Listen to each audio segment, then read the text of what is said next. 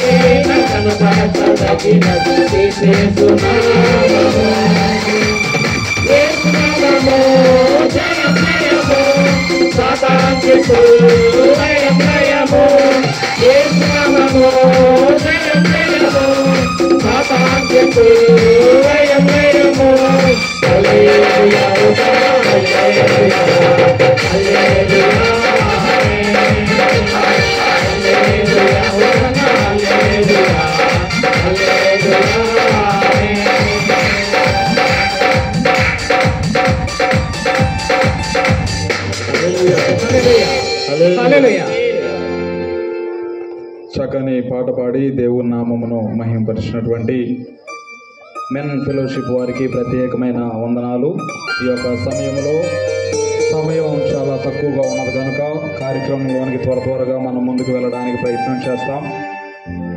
గత దినముల్లో మనం చెప్పిన రీతిగా సాక్ష్యములు ఎవరైనా ఇటు రీతిగా 40 దినములు మనం ఇక్కడ కోడికను ఏర్పాటు చేసుకుంటూ ఉన్నాం. మీలో ఎవరైనా సాక్ష్యాలు చెప్పదలిచినట్లయితే 1 లేదా 2 నిమిషాల్లోనే మీరు మీ సాక్ష్యాలను ముగించాలి. లేని పక్షంలో త్వరగా మనం కార్యక్రమంలో ముందుకు వెళ్ళడానికి ప్రయత్నం చేస్తాం.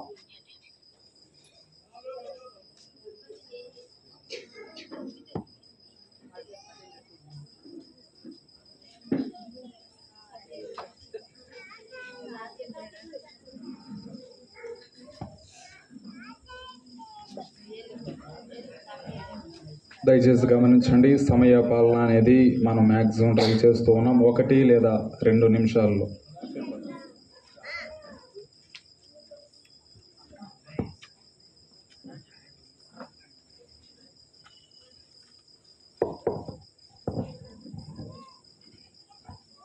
దేవుని స్తోత్రం.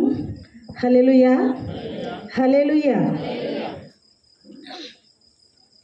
మన సంఘములో మే 1 తారీఖు నుండి మన అయ్యగారు సంఘ ఆధ్యాత్మిక స్థితిలో ఎదగాలని, మన ఆత్మీయ స్థితిలో సన్నిధిలో మనం బలపడాలని, మరి 31 రోజు మన సంఘంలో 1 గంట సేపు దేవుని సన్నిధిలో గడపాలని మన అయ్యగారు మనకి చెప్పి 31 రోజు కూడికలు ఏర్పాటు చేశారు. ఆ కూడికల్లో 1 రోజు కూడా మానుకోకుండా మన అందరము చేరి దేవుని నామాన్ని గణపరిచాము. మరలా 9 రోజులు సమయాన్ని తీసుకుని మరలా 9 రోజులు 40 రోజులు గడిపాము. 40 రోజులు కూడా దేవుని నామాన్ని మనం ఎంతగానో మహింపరిచాము. కన్నీటితో బలహీనుల కొరకు, సంఘస్థులు ఇబ్బందుల కొరకు, గర్భఫలాల కొరకు అనేక రీతిలుగా మన అందరము మొరపెట్టాము. మరి మూలవాక్యం మనది కీర్తన గ్రంథంలో తనకు మొరపెట్టే వారికి, తనకు నిజంగా మొరపెట్టే వారికి యెహోవా సమీపంగా ఉన్నాడని వాగ్దానం చేసిన విధముగా మనము నిజంగా దేవుని సన్నిధిలో మొరపెట్టినప్పుడు మన పట్ల దేవుడు కార్యం చేస్తారని, తన వాగ్దానం చేసిన వాగ్దానాలన్నీ నెరవేరుస్తారని నమ్మి విశ్వసించి నిరీక్షణతో దేవుని సన్నిధిలో మనం మొరపెట్టాము. అటు రీతిగా నా మొర దేవుడు ఆలకించి, సంఘ బిడ్డలందరూ ప్రార్థనలు ఆలకించి, సేవకుల ప్రార్థన ఆలకించి నా పట్ల దేవుడు గొప్ప కార్యాలు చేశాడు. అతి గొప్ప కార్యం చేసిన దేవునికి వందనాలు, స్తుతులు, స్తోత్రాలు చెల్లించుకుంటున్నాను. నేను పెన్షన్కి పెట్టుకున్నానండి. మా ఆయన చనిపోయిన తర్వాత జూట్ మిల్ పెన్షన్ వచ్చిద్దని కళ్యాణం గారు నాకు చాలాసార్లు చెప్పారు. పెట్టుకుంటానండి నేను 5 నెలలు 6 నెలలు అశ్రద్ధ చేశాను. అయినా మరలా ఆయన చెబుతూనే ఉన్నారు.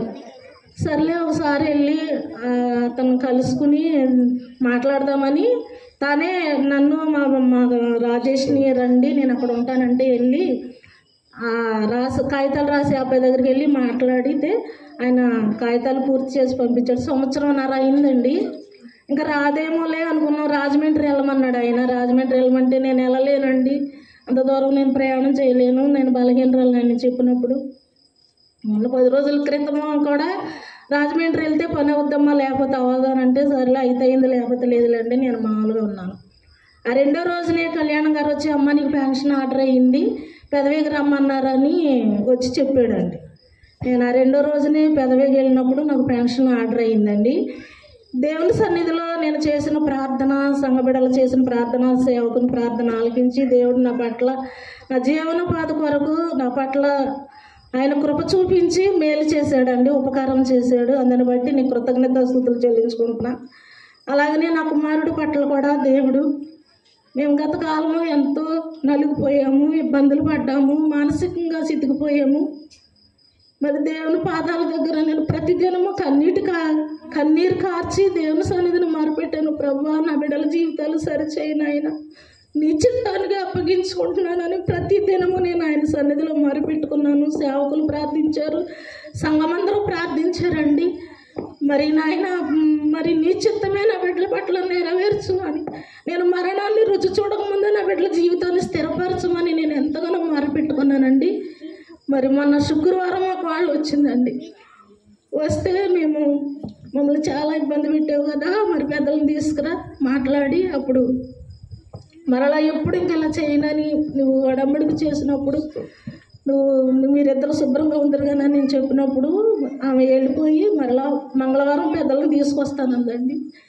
ఇరుపక్షాలను సమాధానం కలిగి వారిద్దరూ ఏక మనసు కలిగి ఏక స్వభావం కలిగి జీవించాలని, జీవితకాలము దేవుని సన్నిధిలో కృతజ్ఞత కలిగి జీవించాలని నేను ఎంతగానో దేవుని పాదాల దగ్గర మొరపెడుతున్నానండి. ఇటు కార్యాలు చేసిన దేవునికి కృతజ్ఞతాస్తుతులు చెల్లించుకుంటూ ప్రార్థన చేసిన మీ అందరికీ సేవకునికి నా వందనాలు చెల్లించుకుంటున్నాను. Thank you. మంచిది. ఈ యొక్క సమయంలో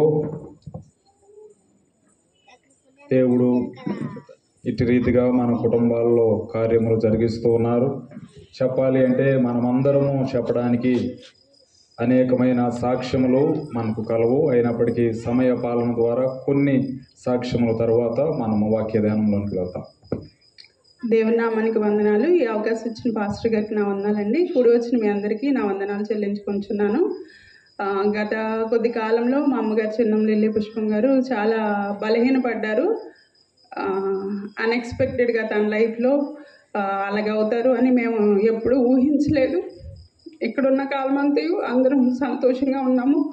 నేను మా అత్తగారింటికి తిరిగి వెళ్ళిన తర్వాత 1 నెల రోజులు తను బలహీనపడింది, ఒంట్లో బాగాలేదు షుగర్ వల్ల అని మేము అనుకుంటూ మెడిసిన్ వాడాము. కానీ ఇంట్లో ఉండలేని పరిస్థితి వచ్చి ఒకరోజు నేను మా ఊరు నుంచి వచ్చేసరికి రోడ్డు మీద తనని చూసేసరికి నాకు ఎంతగానో దుఃఖపడ్డానండి.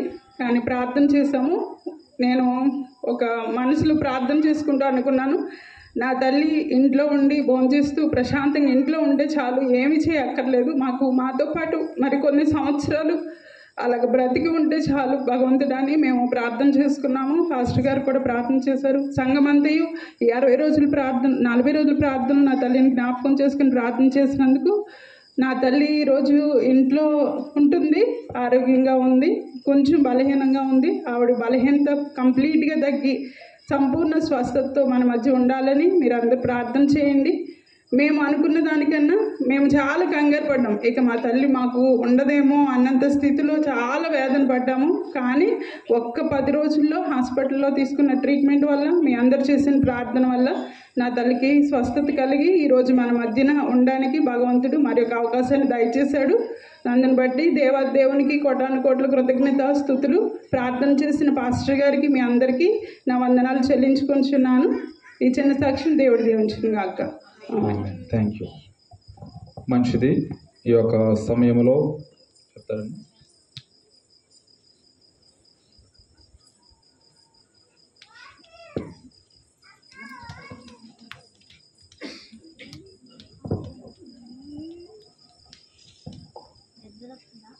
దేవునికి స్తోత్రాలు. సమయం ఇచ్చినటువంటి దైవజనులకు వందనాలు. చేరికూడి వచ్చిన సంఘ విశ్వాసులందరికీ దైవజనులకు ప్రత్యేకమైన వందనాలు తెలియజేసుకుంటున్నాను. ఈ యొక్క మే నెలంతా కూడా మరి 40 దినాలు ప్రార్థనా కూడుకుల ద్వారా మరి మా కుటుంబంలో కూడా దేవుడు గొప్ప మేలు చేశాడు. మరి మా నాన్నగారు దైవజనులు థామస్ గారు మరి ఫిబ్రవరి నెలలో పడిపోయారు. తర్వాత ట్రీట్మెంట్ జరిగింది.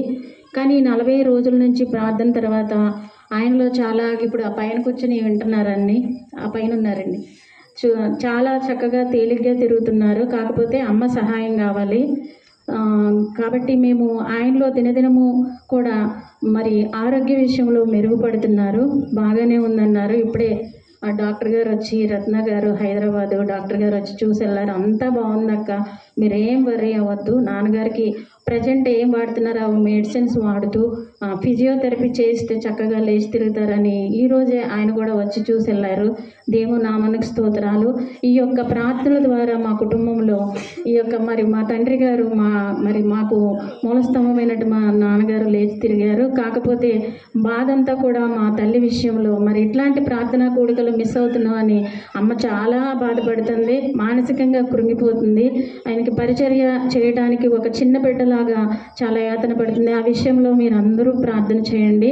అదేవిధంగా నా సహోదరి నక్క రత్నకుమారి హైదరాబాద్లో మరి తను లాప్రోస్కోపీ ఆపరేషన్ చేయించుకుంది. ఆ దినానే మరి వీడియో కాల్ చేసి అక్క చాలా దేవుడు నా పట్ల గొప్ప కార్యం చేశాడు, ప్రార్థన చేసినటువంటి పాస్టర్ గారికి అందరికి కూడా నా తరపున వందనాలు తెలియజేయమని చెప్పారు.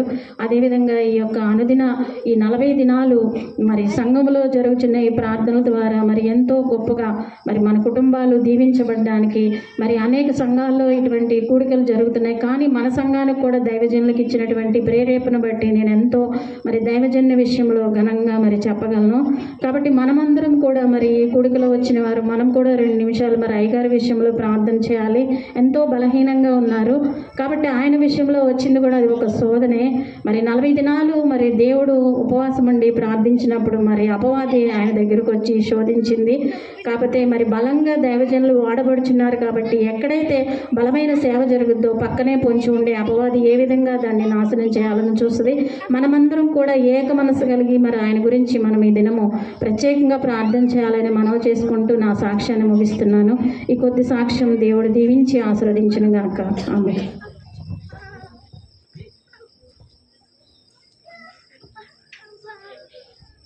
ఇంకా 1-2 సాక్ష్యాలతో మనము ముగించడానికి ప్రయత్నం చేస్తాం.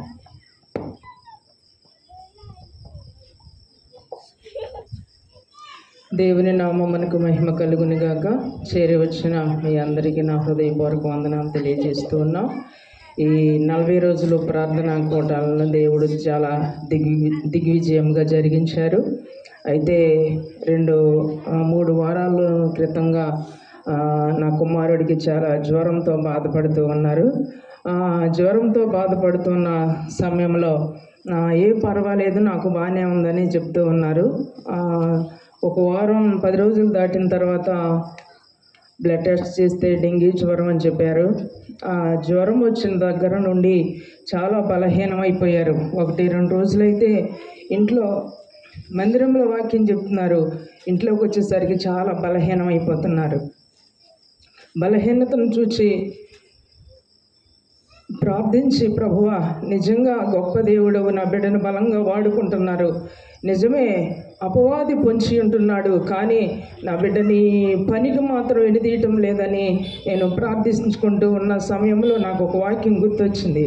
నా కుమారుడు 5th క్లాస్లో నుండే ఒక వాక్యాన్ని చిన్న పుస్తకంలో చదువుకునే పుస్తకం కానివ్వండి, బైబిల్ రీడింగ్ చేసేటువంటి చిన్న పుస్తకంలో కానివ్వండి, ఎప్పుడు ఒక వాక్యాన్ని రాసుకుని ఉండేవాడు. ఏంటంటే, నేను యెహోవా యందు ఆనందించేదను,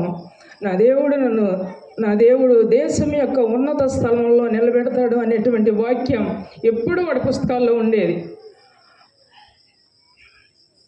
వైజాగ్ బయలుదేరి వెళ్తున్నాడు. బాగా జ్వరంగా ఉంది. బాబు ఎందుకు అలాగ ఈరోజు రెస్ట్ తీసుకోవచ్చు కదంటే అన్నాడు, వయసులో ఉండి ఆరోగ్యంగా ఉన్నప్పుడు దేవుని సువార్తను ప్రకటించాలి, నేను సోమరిగా ఉండను, నేను వెళ్ళి దేవుని సువార్తను ప్రకటించి వస్తాను అని.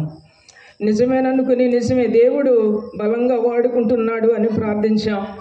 మీ ప్రార్థనలు దేవుడు ఆలకించి ఇప్పటి వరకు నా కుమారునికి దేవుడు మంచి ఆరోగ్యం ఇచ్చారు. ఇంకనూ దేవుడు సంపూర్ణమైన స్వస్థత కలిగించాలని మీ అనుదిన ప్రార్థనలో జ్ఞాపకం చేసుకునండి. దేవుడు సంఘానికి ఇచ్చినటువంటి మంచి గిఫ్ట్ సేవకుడు. ఇంకా బలంగా యవ్వన కాలంలో ఇంకా దేవుని సువార్త ప్రకటించాలని ప్రార్థన చేయండి. దేవుడు ఈ చిన్న సాక్ష్యం దీవించునుగాక. ఆమేన్. ఇంకెవరైనా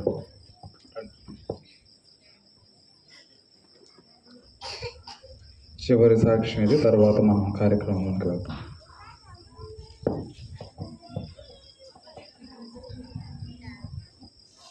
ఈ సమయాన్ని ఇచ్చిన అయ్యగారికి వందనాలు, అలాగే మీ అందరికీ వందనాలు చెల్లిస్తూ ఉన్నాను. నా చిన్న కూతురు విషయంలో నేను చాలా వేదన పడేదాన్ని. ఎందుకంటే ఆ పిల్ల కూడా చాలా వేదనతో ఉండేది. 4 సంవత్సరాలు అయింది, బిడ్డలు లేరు అని చాలా బాధపడుతూ ఉండేది. పోయిన సంవత్సరం ఏప్రిల్ నెలలో మేము పాప దగ్గరికి పూణే వెళ్ళాము.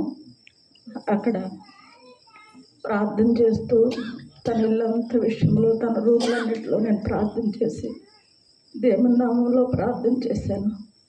అలాగే ప్రతి దారబంధు మీద యేసు నామంలో సిలువ గుర్తు ఆయన్ను రాశాను. వచ్చేటప్పుడు కూడా తన గర్భం మీద నేను చేసి ప్రార్థన చేసి యేసు నామంలోనే ప్రార్థన చేసి, అమ్మ నువ్వు దుఃఖపడొద్దు, వేదన పడొద్దు, ఎందుకంటే మరలా ఈ రోజులు వచ్చినప్పటికీ నీ ఒడిలో దేవుడు బిడ్డను ఉంచుతాడు, నీ నోటి నిండా నవ్వు ఉంచుతాడు, నీ మనసులో సంతోషం ఉంచుతాడని నేను ధైర్యంగా చెప్పడానికి నేను కాదు, దేవుడే నా నోట పలికించాడు కనుక ఆ వాగ్దానాన్ని దేవుడు నెరవేర్చాడు. అది నాకు కాదు, దేవునికి మహిమ కలుగును గాక. అలాగే గర్భంతో ఉన్నప్పుడు 4 నెలలు మేము తీసుకుని వచ్చాము. ఆ బిడ్డ వచ్చినప్పటి నుండి కూడా బిడ్డను కాపాడి క్షేమంగా ఉంచిన దేవునికి వందనాలు చెల్లిస్తూ ఉన్నాను. అలాగే నా బిడ్డ విషయంలో శ్రమకాల దినాల్లో ప్రతి గృహంలోనూ సంఘంలో కూడా అయ్యగారు ప్రార్థన చేయిస్తూ ఉండేవారు. నేను ప్రార్థన చేయండి అయ్యా ఇలాగా ఫిబ్రవరి 22వ తారీఖున డేట్ ఇచ్చారు కాబట్టి ప్రార్థన చేయండి అన్నప్పుడు అయ్యగారు ఎంతో అన్నారు, ఖచ్చితంగా నార్మల్ డెలివరీ అవుతుంది అని ఆయన నోట దేవుడు పలికించారు. ఆ విధంగానే నా కూతురు సంతోషంగా నా బలహీనతను ఎరిగిన దేవుడు కనుక ఆ బిడ్డకు నార్మల్ డెలివరీ ఇచ్చారు.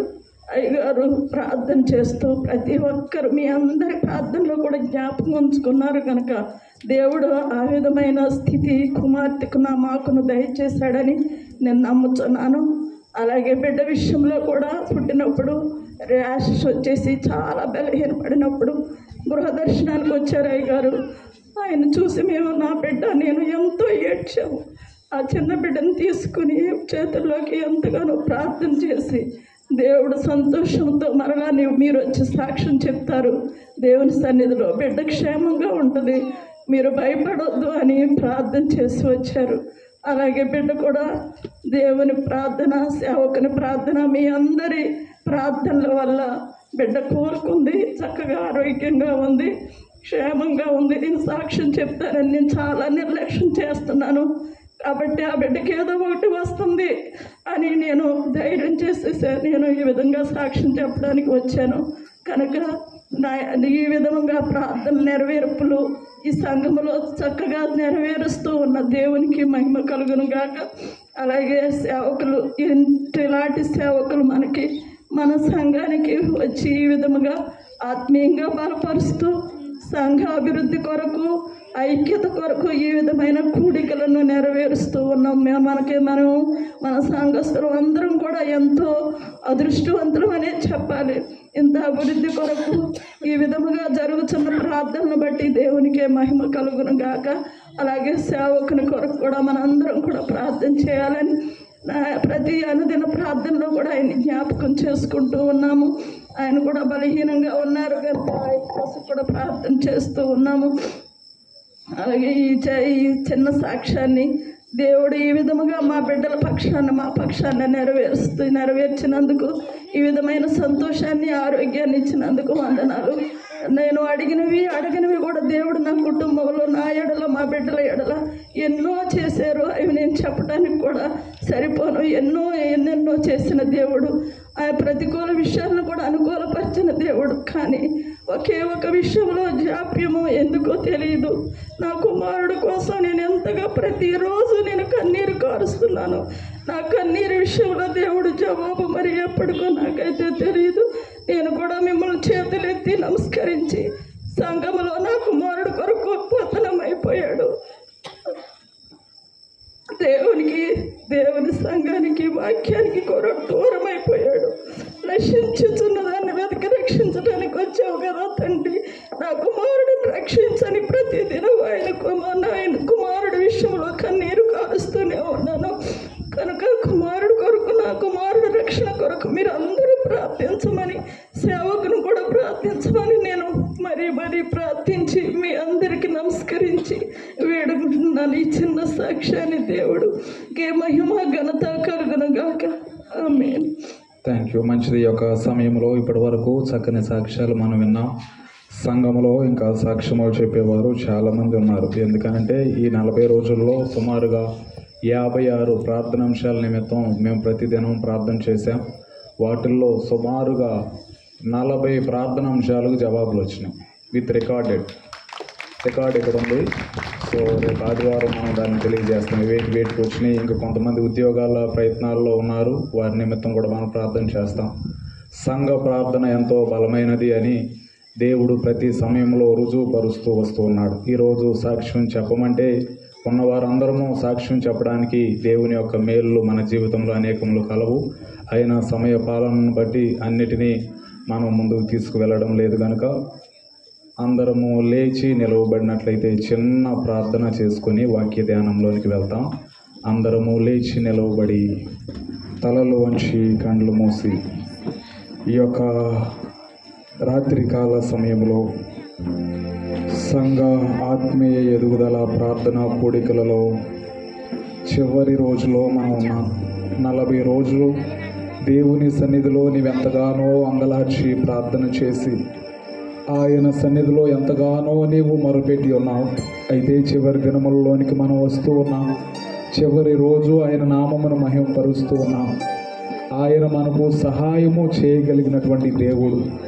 మన విశ్వాసమును విడిచిపెట్టక మన విశ్వాసమును ఆయన సన్నిధిలో మనం నిలవబెట్టినట్లయితే ఆయన మనకు సహాయము చేయగలిగినటువంటి దేవుడు కనుక అందరము కొన్ని నిమిషములు ప్రార్థనా పూర్వకంగా ఆయన సన్నిధిలో ఉందాం. ఆయన మన ఎడల చేసినటువంటి కార్యముల నిమిత్తము, ప్రత్యేకముగా మన సంఘ ఐక్యత నిమిత్తము, ఎదుగుదల నిమిత్తము, ఆధ్యాత్మికంగా, ఆర్థికంగా, సంఖ్యాపరముగా చక్కగా అంతకంతకు సంఘము వర్ధిల్లడానికి, అనేక మందికి ఆశీర్వాదకరంగా ఈ యొక్క గ్రామంలో మన సంఘము వర్ధిల్లులాగా ప్రార్థన చేయడం అనేది మన బాధ్యత అయి ఉన్నది కనుక అందరము కొన్ని నిమిషములు ప్రార్థనా పూర్వకంగా దేవుని సన్నిధిలో ఉందాం. స్తోత్రం, స్తోత్రం, స్తోత్రం.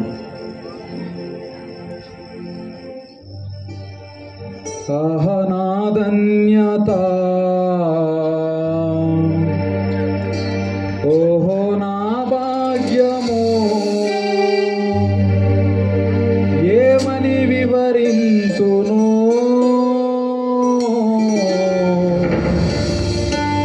ఏమని వివరింతును.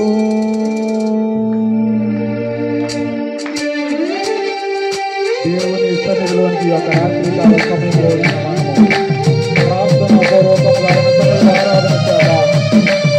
ఆయన మనకిచ్చినటువంటి భాగ్యమును బట్టి, ఇది ధన్యతను బట్టి, కృపను బట్టి దేవుని సన్నిధిలో ప్రార్థన పూర్వకం యొక్క రాత్రికాల సమయంలో ఎందుకని నీ గొప్పగా మారితిని యేసయ్యా నీ రక్తమోసి అందరూ కలిసి యేసయ్యా రక్తమోచే కడుగబడినందునా నీ అనాది ప్రణాళికలో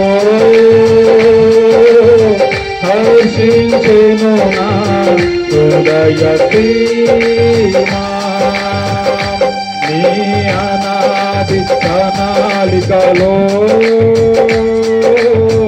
హర్షించెను నా హృదయ సీమా ఆయన శ్రమలలో మనం పాల్గొంటాం మన దర్శనం ఆయనది మన శ్రమలో ఆయన సన్నిధానంలోనికి మనం వచ్చినప్పుడు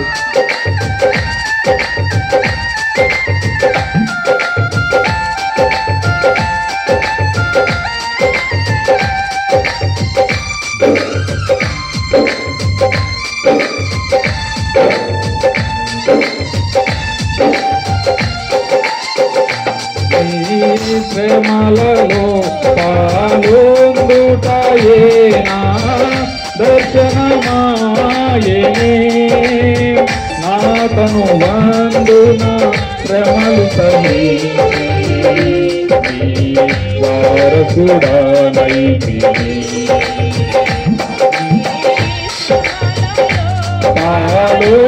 పాల్గొందుటయేనా దర్శనమాయనే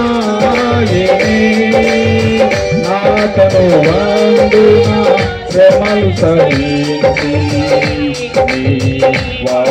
వారసుడనైతిని ఆహో నా ధన్యత ఓహో నా భాగ్యమో ఏమని వివరింతును ఏమని వివరింతును ఆహో నా ధన్యత ఓహో నా భాగ్యమో ఏమని ఏమని వివరింతును నీలో నేనుండుతే నాలో నీవుండుతే ఆత్మీయ అనుభవమే పరిశుద్ధాత్ముని అభిషేకముతో పరిపూర్ణత చెందుగా నీలో నేనుండుతే నాలో నీవుండుతే ఆత్మీయ అనుభవమే పరిశుద్ధాత్మని అభిషేకముతో పరిపూర్ణత అహో నా ధన్యత ఓహో నా భాగ్యమో ఏమని వివరింతును ఏమని వివరింతును అహో నా ధన్యత ఓహో నా భాగ్యమో ఏమని వివరింతును ఏమని వివరింతును ఏమని వివరింతును ఏమని వివరింతును ఓహో నా భాగ్యమో ఏమని వివరింతును ఏమని వివరింతును ఏమని వివరింతును ఏమని వివరింతును ఏమని వివరింతును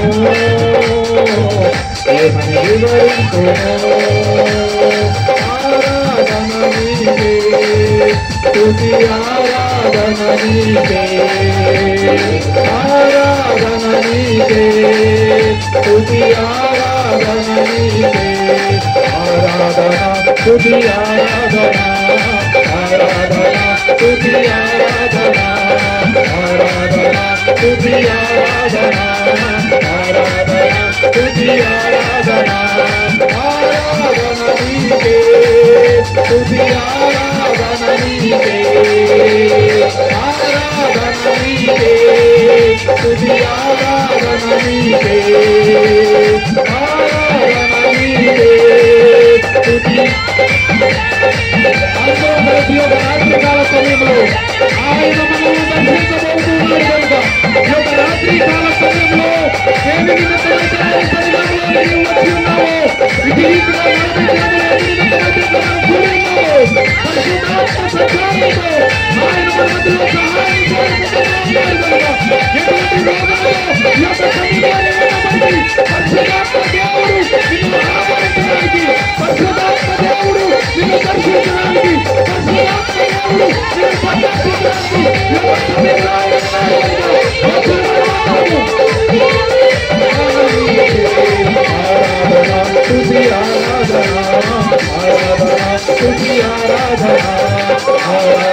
స్తుతి ఆరాధన ఆరాధన స్తుతి ఆరాధన ఆరాధన స్తుతి ఆరాధన ఆరాధన స్తుతి ఆరాధన నీవే కదా ఆరాధన నీవే కదా ఆరాధన స్తుతి ఆరాధన ఆరాధన స్తుతి ఆరాధన ఆరాధన స్తుతి ఆరాధన ఆరాధన అందరూ ఈ యొక్క రాత్రి కాల సమయంలో నీవు చేసినటువంటి ప్రార్థన ఈ సమయంలో జరుగుతున్నటువంటి ప్రార్థన నేను విని ఎటువంటి పరిస్థితుల్లో నీవు ఉన్నప్పటికీ నీ యొక్క మనసు ఉన్నప్పటికీ ఎటువంటి ప్రార్థనతో దేవుని సన్నిధిలో ఈ యొక్క రాత్రి కాల సమయంలో నీవు ఉన్నప్పటికీ దేవుడు ఈ ప్రార్థన ఆలకించడానికి ఈ ప్రార్థనకు జవాబు గ్రహించడానికి ఆయన సిద్ధంగా ఉన్నాడు కనుక మీరు సహోదరిస్తున్నారు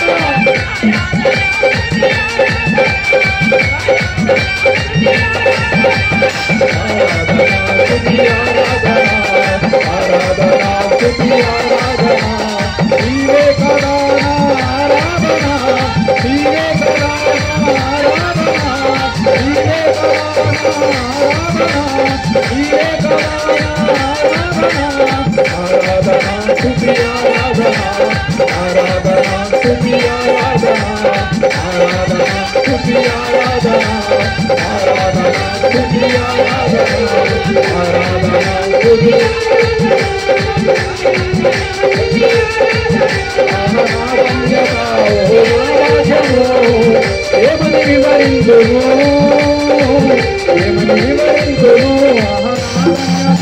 ఓహో నా భాగ్యము ఏమని వివరించును ఏమని వివరించును అహనారణ్యత ఓహో నా భాగ్యము ఏమని వివరించును ఏమని వివరించును అహనారణ్యత ఓహో నా భాగ్యము ఏమని వివరించును ఏమని వివరించును అహనారణ్యత ఓహో నా భాగ్యము ఏమని వివరించును ఏమని వివరించును ఏమని వివరించును ఏమని వివరించును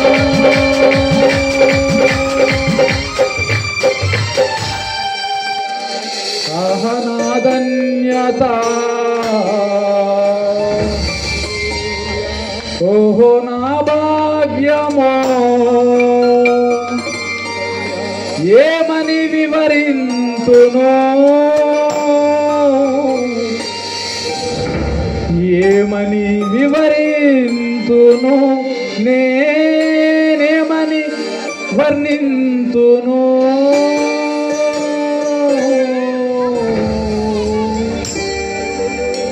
ఏమని వివరింతును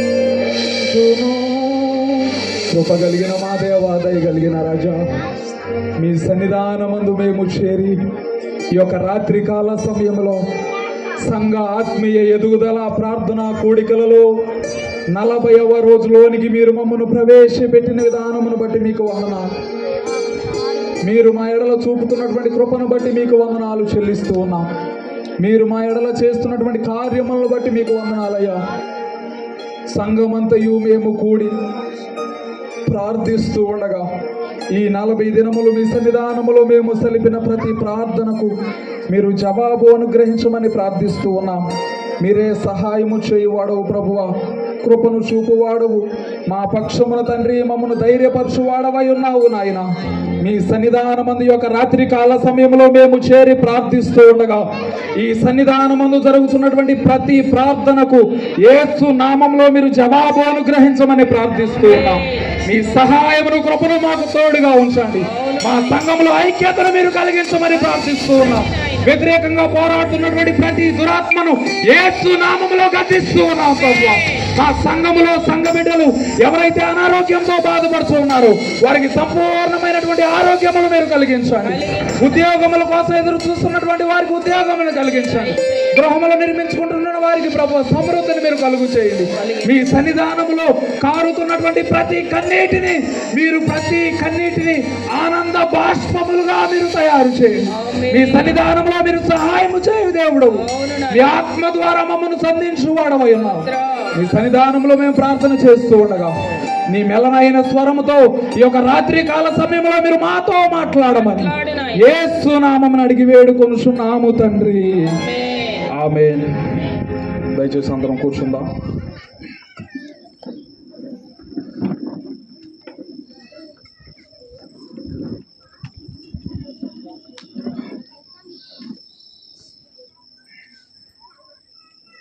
మంచిది. మన ప్రభువును ప్రియ రక్షకుడునైన యేసుక్రీస్తు నామంలో ఇటు రీతిగా సంఘపక్షమున సంఘ ఆత్మీయ ఎదుగుదల ప్రార్థన కూడికలు 40 రోజులు మనం ఏర్పాటు చేసుకోవడానికి దేవుడు మన కృపను గ్రహించాడు. చివరి దినములోనికి మనం ప్రవేశించాం. 40వ రోజులో మనం ఉన్నాం. ఇటు రీతిగా కూడికలు ఏర్పాటు చేసుకోవడానికి మొదటిగా మనము కేవలము మే నెల మాత్రమే అనుకుని దీన్ని మనం ప్రారంభించాం. 31 దినములకు దగ్గరయ్యే సమయంలో ఇంకొక 9 రోజులు పొడిగించి వీటిని 40 రోజులు చేయాలి అని మనం అందరము అనుకున్నటువంటి తరుణంలో కొన్ని అవాంతరాలు కలిగినాయి. అయినప్పటికీ దేవుడు సహాయము చేసి ఇటు రీతిగా 40వ రోజు ఆదివారము ఎండలోనో వేడిలోనో లోపల ఉక్కపోతోనో కాకుండా సుమారుగా 7 నిమిషాల ముందే కరెక్ట్గా మేము టైం చూసుకున్నాం. అప్పటి వరకు మాకు ఆలోచన లేదు. దీనాంటి గారు వీళ్ళంతా ఇక్కడే ఉన్నారు, నేను ఇక్కడే ఉన్నాను. వెంటనే అనుకున్నాం భోజనాలు పెట్టడానికి ఇంత ఏర్పాటు, లైటింగ్ అంతా పెడుతున్నాం, ప్రార్థన మాత్రం ఆ చిన్నగా లోపల వేడిలో పెడుతున్నాం, మారిస్తే బాగుంటుంది. విత్ ఇన్ 7 minutes గ్యాప్ ఉంది ఏడవడానికి. అప్పుడు వెంటనే వెళ్ళి బ్రదర్స్ని అడిగినప్పుడు, అన్న కాల్ చేసినప్పుడు బ్రదర్కి వేరే ప్రోగ్రామ్ ఉంది, నేను కాల్ చేసి చెప్పాను, మీరు దయచేసి సంఘంలో మేము ఇట్లా పెట్టాలనుకుంటున్నాం, మీరు సహకరించాలి, మన ఊరు కాబట్టి మీరు ఖచ్చితంగా ఉండాలి అన్నప్పుడు నా మాటను ఎంత మాత్రం త్రోసివేయక చాలా తక్కువ సమయంలోనే ఒప్పుకుని వెంటనే సమయానికి అన్నవారు మన మధ్యలో ఉన్నారు. వారిని బట్టి నేను దేవునామాన్ని మహింపరుస్తున్నాను. అదే రీతిగా సౌండ్ సిస్టమ్ కూడా 3-4 చోట్లకి ఆ 7 నిమిషాల్లోనే తిరిగాం, సెట్ అవ్వలేదు. వెంటనే ఫాతిమా గారు గత దినాల్లో మన సంఘానికి వచ్చేవారు, తమ్ముడు సుబాని ఇక్కడ ఉన్నాడు, తమ్ముడు ఫోన్ చేసినప్పుడు సిస్టమ్ అంతా ఇక్కడ లేదు వేరే చోట ఉందన్నప్పుడు వెంటనే బాబీని మన యూత్ వారిని ఎక్విప్మెంట్ ఇట్లా వెహికల్ ఇచ్చి పంపించినప్పుడు వెంటనే వారు తీసుకురావడం, సెట్ చేయడం, వెంటనే తమ్ముడు అఖిల్ని కూడా కనకరాజు గారితో వీరితో మాట్లాడినప్పుడు వెంటనే లైట్స్ ఇవన్నీ తీసుకురావచ్చి సెట్ చేయటం.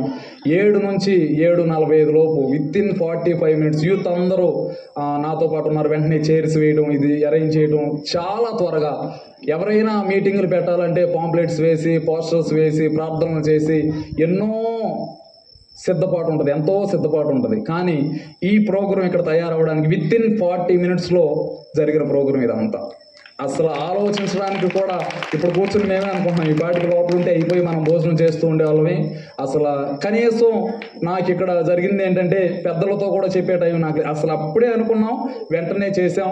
అయినప్పటికీ ఈ 40 రోజులు చేయడానికి నా ప్రతి కార్యక్రమం నేను చేపట్టినప్పుడు పెద్దలు కానీ కౌన్సిల్ మెంబర్ కానీ ప్రతి సమయంలో నా వెనకే ఉండి మీరు చేయండి, సంఘాన్ని అభివృద్ధి చేయండి, మేము ఉన్నామని వారు నాకు ఇచ్చేటువంటి భరోసా. లేదంటే నేను ఎన్ని కార్యక్రమాలు చేయలేను. ఇంట్లో ప్రశాంతం కూర్చుని ఆదివారం వాక్యం చెప్పి వెళ్ళిపోతే పెద్ద ఇబ్బంది నాకేమి లేదు. అయినప్పటికీ సంఘాన్ని ఆధ్యాత్మికమైన విషయంలో అన్ని విషయాల్లో ఎదిగించాలి అని నాకు ఆశ కలిగినప్పుడు నాతో కూడా కలిసి సంఘ పెద్దలు పాల్ గారు, అదేవిధంగా నోవాక్ గారు, ఎమానియేల్ గారు, అదేవిధంగా సంఘ సభ్యులందరూ ఏ కార్యక్రమం చేద్దామన్నా మీరందరూ లేకపోతే నేను మైక్ పెట్టుకున్నా, ఆర్కెస్ట్రా పెట్టుకున్నా, లైవ్ పెట్టుకున్నా, భోజనాలు పెట్టుకున్నా, మీరనే వాళ్ళు లేకపోతే ఇక్కడ నేనేమి చేయలేను. నా ఒక్కడు కొండుకోవడానికి వంట మేస్త్రి అవసరంలా, నేను ఒక్కడిని పాడుకోవడానికి ఆర్కెస్ట్రా అవసరంలా, మైక్ కూడా అవసరంలా. అయినప్పటికీ మీరందరి యొక్క ప్రోత్సాహము ఇటు రీతిగా దేవుని యొక్క పరిచర్యలో ముందుకు తీసుకువెళ్ళడానికి దేవుడు నాకు చూపుతున్నటువంటి కృప, మీ సహకారం, దీన్ని బట్టి నేను దేవుని నామాన్ని మహింపరుస్తున్నాను. వాక్య ధ్యానంలోనికి వెళ్దాం. ఎక్కువ అరవలేకపోతున్నాను, కొంచెం మీరే అర్థం చేసుకుని బైబిల్స్ ఇవన్నీ వెంటనే తీయడానికి ప్రయత్నం చేయండి. కీర్తన గ్రంథము 145వ అధ్యాయము 18వ వచనం.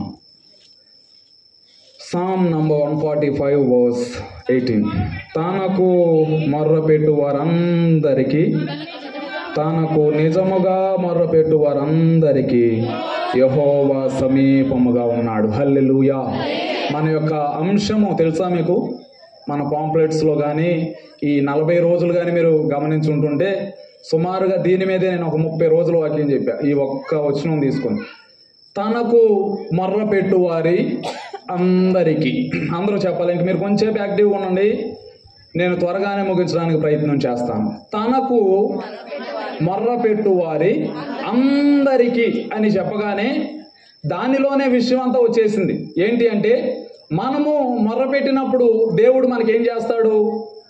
సహాయము చేస్తాడు. ఇప్పుడు తనకు మొర్రపెట్టు వారందరికీ యెహోవా సమీపముగా ఉన్నాడు అంటే ఒక లైన్ కలిసి వచ్చేది వాక్యంలో.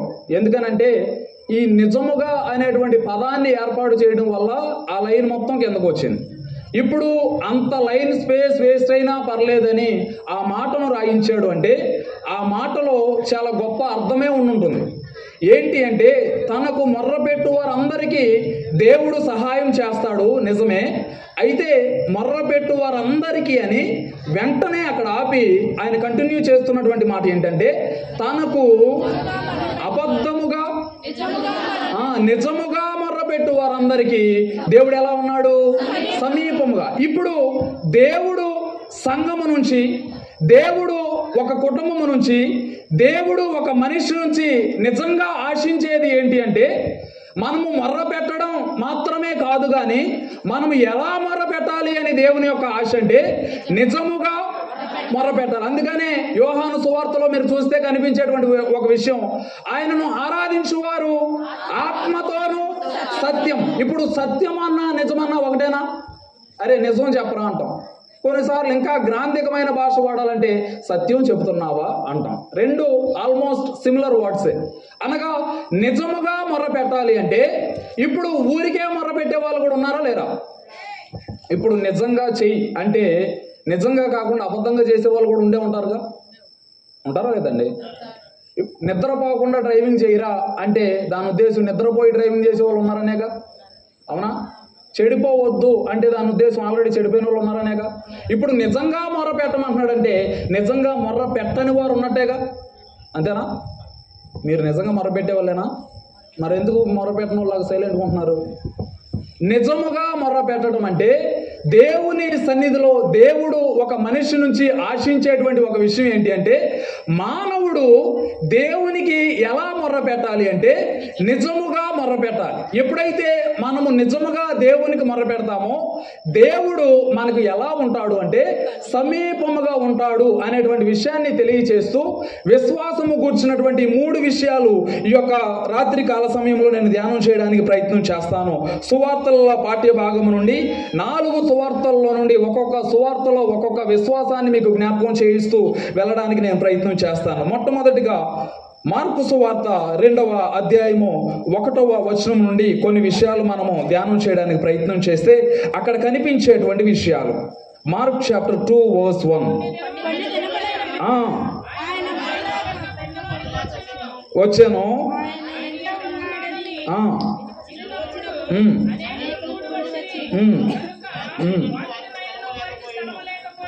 ఓకే.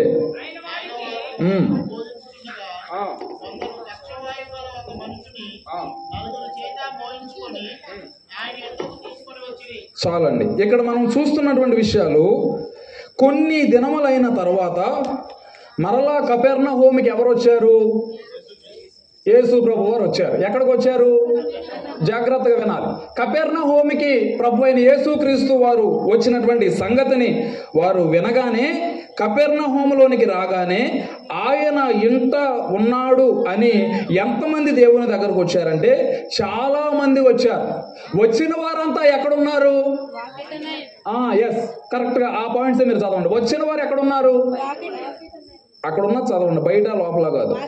వాకిటిన స్థలం లేకపోయింది, బోధిస్తూ ఉన్నప్పుడు వారు అలా ఉన్నారు. మీరు జ్ఞాపకం చేసుకోండి, ఇక్కడ ప్రభు అయిన యేసుక్రీస్తు వారు వచ్చినప్పుడు ప్రజలందరూ స్థలము లేక దేవుని దగ్గరకు వెళ్ళడానికి స్థలము లేక వారందరూ ఎక్కడ ఉన్నారు అంటే వాకిట దగ్గరనే నిలిచిపోయారు. ఎందుకని అంటే దేవుని దగ్గరికి ప్రవేశించడానికి, దేవునికి దగ్గర అవ్వడానికి వారికి అవకాశం లేదు. ఎందుకని అంటే దానికి ముందే చాలా మంది ప్రజలు వారికన్నా ముందే ఏమి చేస్తున్నారంటే వచ్చి ఉన్నారు.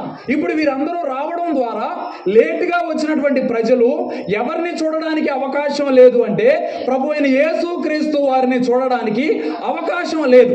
ఇటువంటి సందర్భంలో ఒక 4 వ్యక్తులు ఎవరిని తీసుకుని వస్తున్నారు అంటే పక్షవాయువు కలిగినటువంటి వారిని,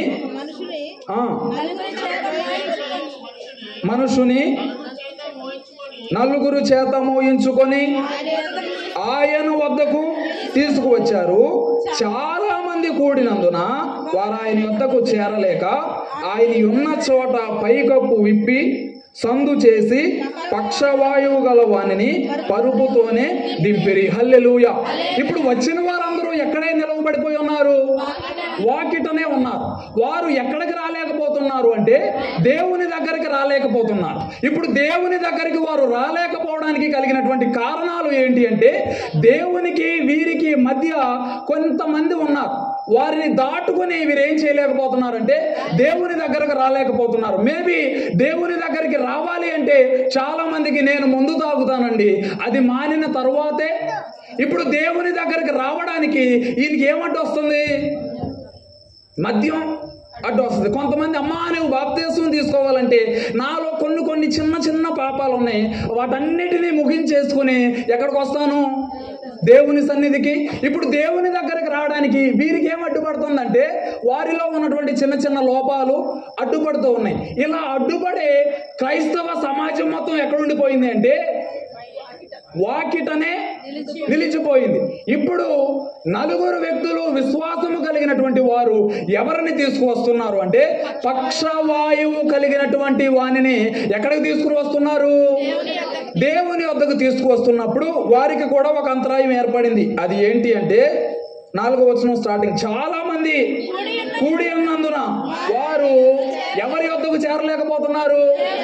దేవుని వద్దకు వారు రాలేకపోతున్నారు. ఎందుకనంటే దానికి ముందే చాలా మంది వారికి అడ్డుగా ఉన్నారు. ఇప్పుడు ఎలాగైనా దేవునిని చేరాలి అనేటువంటి ఆశ ఎవరిది? ఆ 4దా పక్షవాయువు కలిగిన వానిదా? కాదు,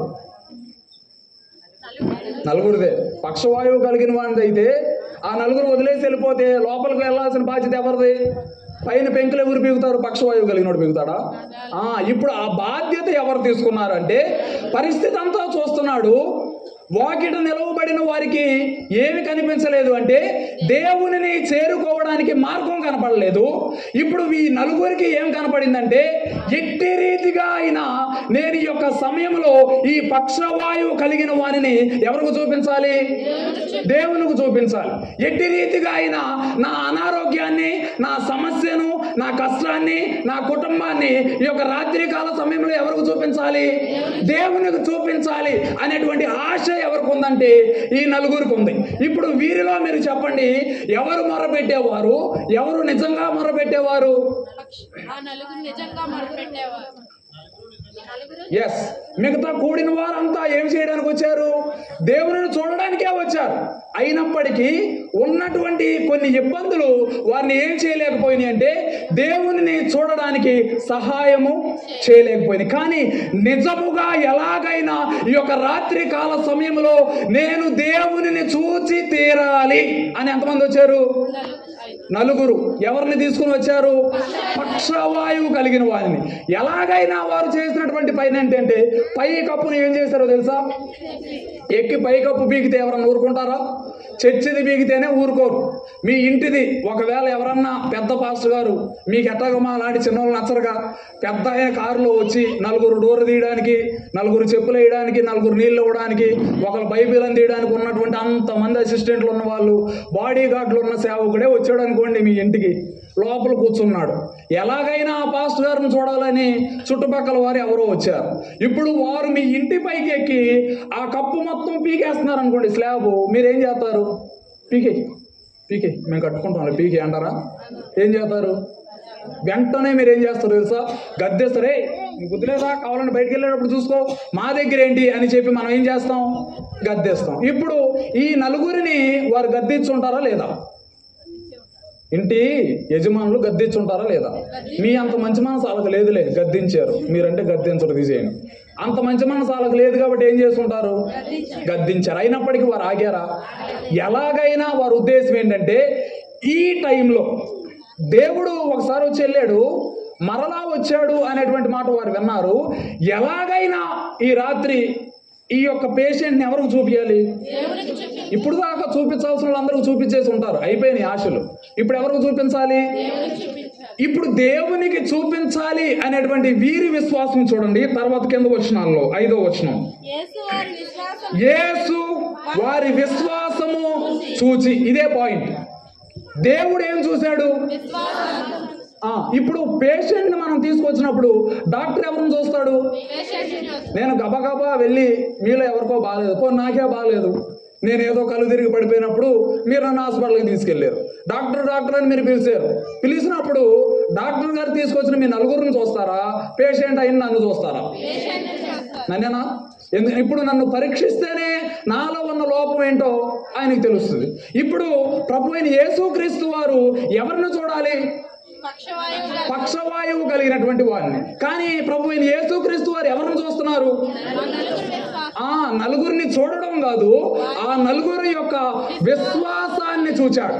దేవుడు యొక్క రాత్రి కాల సమయంలో ఎటువంటి పరిస్థితి, ఏ మూలో ఏ చివరో ఎవరికి కనపడకుండా నీవు ఎక్కడ కూర్చున్నప్పటికీ దేవుడు నీలో చూచేది ఏంటి అంటే నీ విశ్వాసాన్ని ఈ యొక్క రాత్రి కాల సమయంలో చూస్తాడు. దేవుడు మన విశ్వాసాన్ని చూచేవాడిగా ఉన్నాడు. నలుగురు విశ్వాసం చూసినటువంటి దేవుడు చేసినటువంటి పని, కుమారుడా నీ పాపములు క్షమించబడి ఉన్నవని పక్షవాయువు గలవానితో చెప్పాను. దేవుడు చూచింది ఎవరిని? పాపములు క్షమించబడిని అని చెప్పింది ఎవరికి? ఇప్పుడు చూసిన ఆయనకి ట్రీట్మెంట్ అవ్వాలా, లేకపోతే వేరే ఆయనకి ట్రీట్మెంట్ అవ్వాలా? ఇప్పుడు నా బ్లడ్ టెస్ట్ చెక్ చేసినప్పుడు మెడిసిన్ ఎవరికి ఇస్తారు? నాకు ఇవ్వాలి.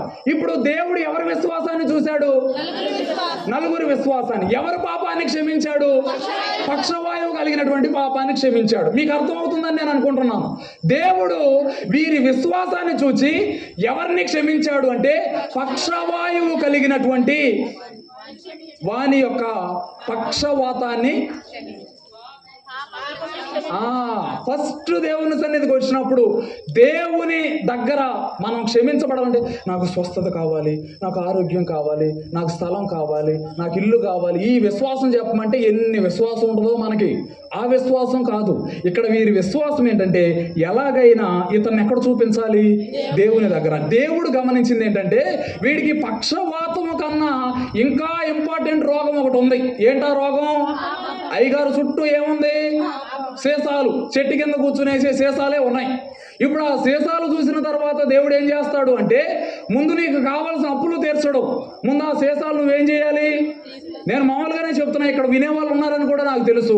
మారాలి. ఈ కార్యక్రమాలు మనం పెట్టడానికి కారణం, మన సంఘంలో ఈ కొడుకులు ఏర్పాటు చేసుకోవడానికి కారణం, నీవెంత పరిచర్య ఇక్కడ చేసినప్పటికీ దేవుడు మొట్టమొదటిగా నీలో ఆశించేది ఏంటి అంటే నీ పాపము నీ నుంచి దూరం అవ్వాలి. మొట్టమొదటిగా నీ పాపము క్షమించబడాలి అంటే నీవు దేవుని సన్నిధిలో పశ్చాత్తాపపడాలి. దేవుని సన్నిధిలో నీవు పశ్చాత్తాపపడాలి అంటే మొట్టమొదటిగా నీ యొక్క పాపాన్ని నీవు దేవుని సన్నిధిలో విడిచిపెట్టేవాడిగా ఉండాలి. ఇప్పుడు ఆయన మొట్టమొదటిగా పాపములు క్షమించబడిన తర్వాత జరుగుతున్నటువంటి విషయాలు. 6వ వచనం, శాస్త్రులలో కొందరు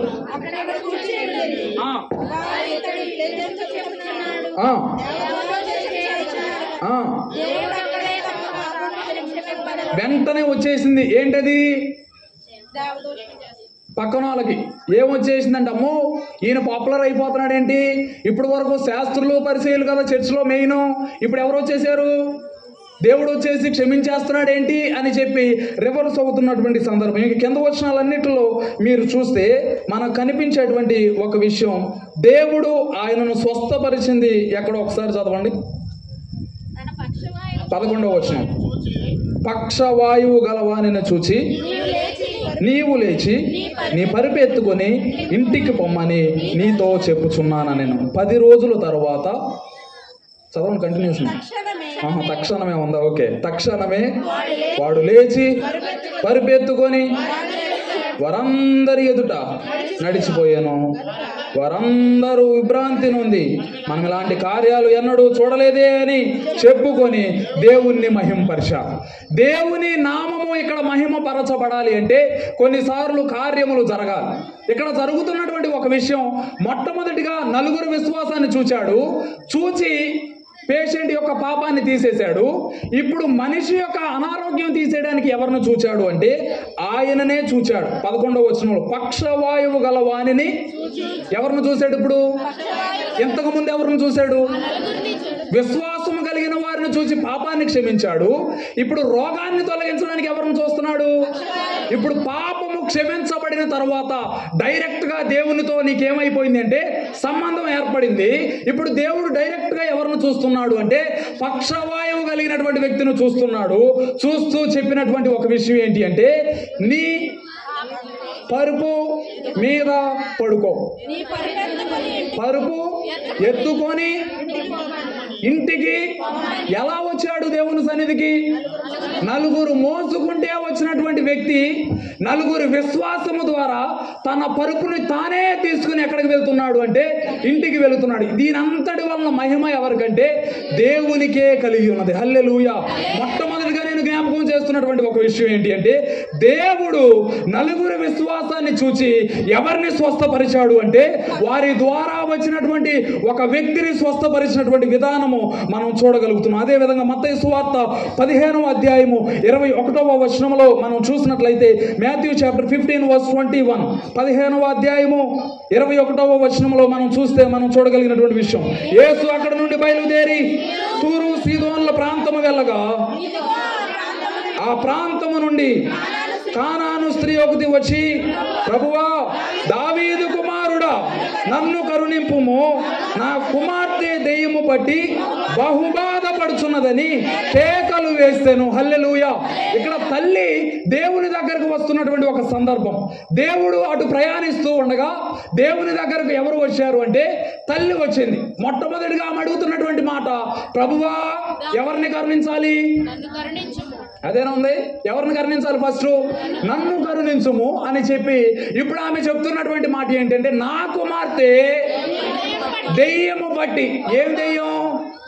ఇంట్లో అమ్మా నాన్న మాట వినకుండా కూర్చునే దెయ్యం. ఏమి దెయ్యం? ఫోన్లు పట్టుకుని వదలకుండా కూర్చునే దెయ్యం. ఏమి దెయ్యం? బాబరే, ఆ బెంచ్ మీద ఉన్న వాళ్ళంతా రండి, పేర్లు చదువుతా ఇప్పుడు 2 నిమిషాల్లో మీరు రాకపోతే. అరే దా, పేర్లు చదివించుకోవద్దు, వచ్చేయండి. ఆ గేట్లో ఉంచాను, వచ్చేయండి. ఇది ఈ దెయ్యం. ఏ దెయ్యం? మీటింగ్ జరుగుతుంటే పక్కన మాట్లాడే దెయ్యం. ఈ దెయ్యం ఏంటిది అంటే ఇక్కడ ప్రార్థన జరుగుతూనే ఉండగా 2 చుక్కలు వేసుకుని వచ్చి ఇక్కడ పనిచేసే దెయ్యం. ఈ దెయ్యాలన్నీ సుమారుగా అన్ని పట్టేసి ఉంటాం కారణాన వారు ఏం చేస్తున్నారు అంటే బాధపడుతూ ఉన్నారు. వారికి తెలియడం లేదు. అయినప్పటికీ వారిలో జరుగుతున్నది ఏంటంటే బాధ. ఒక్కొక్కరికి ఒక్కొక్క దెయ్యం. తిండిపోతు దెయ్యం ఒకరికి పట్టిద్ది, ఫోన్ చూసేది ఒకటి పట్టిద్ది, తల్లిదండ్రుల మాట వినకుండా చూసేది, పిల్లలను పట్టించుకోకుండా ఉండేది, సొంత భార్యను పట్టించుకోకుండా వేరే వాళ్ళకి ప్రేమ చూపించేది, సొంత భర్తను పట్టించుకోకుండా వేరే వాళ్ళకి ప్రేమ చూపించేటువంటి దెయ్యాలు పట్టడం లేదా అంటే పడుతున్నాయి ఈ రోజుల్లో. అందుకనే రక్తశక్తమై అనేక మంది చనిపోతున్నారు. ఎందుకనంటే ఈ దెయ్యాలు పట్టడం వల్లే. ఈ దెయ్యం కుటుంబాలను ఏం చేస్తుందంటే బాధ పెడుతూ ఉన్నది. ఈ దెయ్యం కుటుంబాలను ఏం చేస్తుందంటే విడదీస్తూ ఉంది. ఈ దెయ్యం కుటుంబాలను ఏం చేస్తుందంటే ఉన్నటువంటి ఐక్యతను చెడగొడుతూ ఉన్నది. ఈ దెయ్యం ఏం చేస్తుందంటే పిల్లలు తల్లిదండ్రుల మాట వినాల్సినటువంటి వారు నా తండ్రి అలా చేస్తున్నాడు కదా, నా తల్లే ఇలా చేస్తుంది కదా, నేనేమి చేస్తే ఏంటిలే అనేటువంటి దెయ్యాలు పట్టి ఈ దినాలలో కుటుంబాలు విడిపోతున్నటువంటి సందర్భాలు లేవా అంటే ఉన్నాయి. ఈ దెయ్యాలు బట్టి అనేక మంది తల్లులు ఏడవడం లేదా అంటే ఏడుస్తున్నారు. కుమార్తెల నిమిత్తం, కుమారుల నిమిత్తము సంతోషించాల్సినటువంటి తల్లిదండ్రులు అయ్యా నాకు బిడ్డలు లేరు అని చెప్పి ఏడ్చి దేవుని దగ్గర పొందుకున్నటువంటి సంతానము ఈ రోజుల్లో వారిని ఏడుపు పాలు చేస్తున్నారు అంటే తల్లిదండ్రులు ఎంతో బాధపడుతూ ఉన్నారు. ఆ బాధతోనే ఒక తల్లి దేవుని దగ్గరకు వచ్చి మాట్లాడుతున్నటువంటి మాట, అయ్యా నా కుమార్తెకి ఏం పట్టిందో తెలుసా? దెయ్యము పట్టి ఎలా బాధపడుతుందో బాధపడుతుందంటే బహు బాధపడుతుంది. కొంచెం బాధ కాదు, నాకున్నటువంటి బాధ ఎవరు తీర్చలేనటువంటిది, అంత బాధ ఆమె పడుతుంది. కాబట్టి చదవండి, మీరు కంటిన్యూషన్ వెళ్ళిపోవాలి, నేను ఆపేడానుక. అందుకు ఆయన ఆమెతో ఒక్క మాట అయినా నువ్వు చెప్పలేదు. అప్పుడు ఆయన శిష్యులు వచ్చి, ఈమె మన వెంట వచ్చి కేకలు వేస్తుందయ్యా, ఏమన్నా పంపించే అని వేడుకున్నారు. అప్పుడు ఇశ్రాయేలీయులు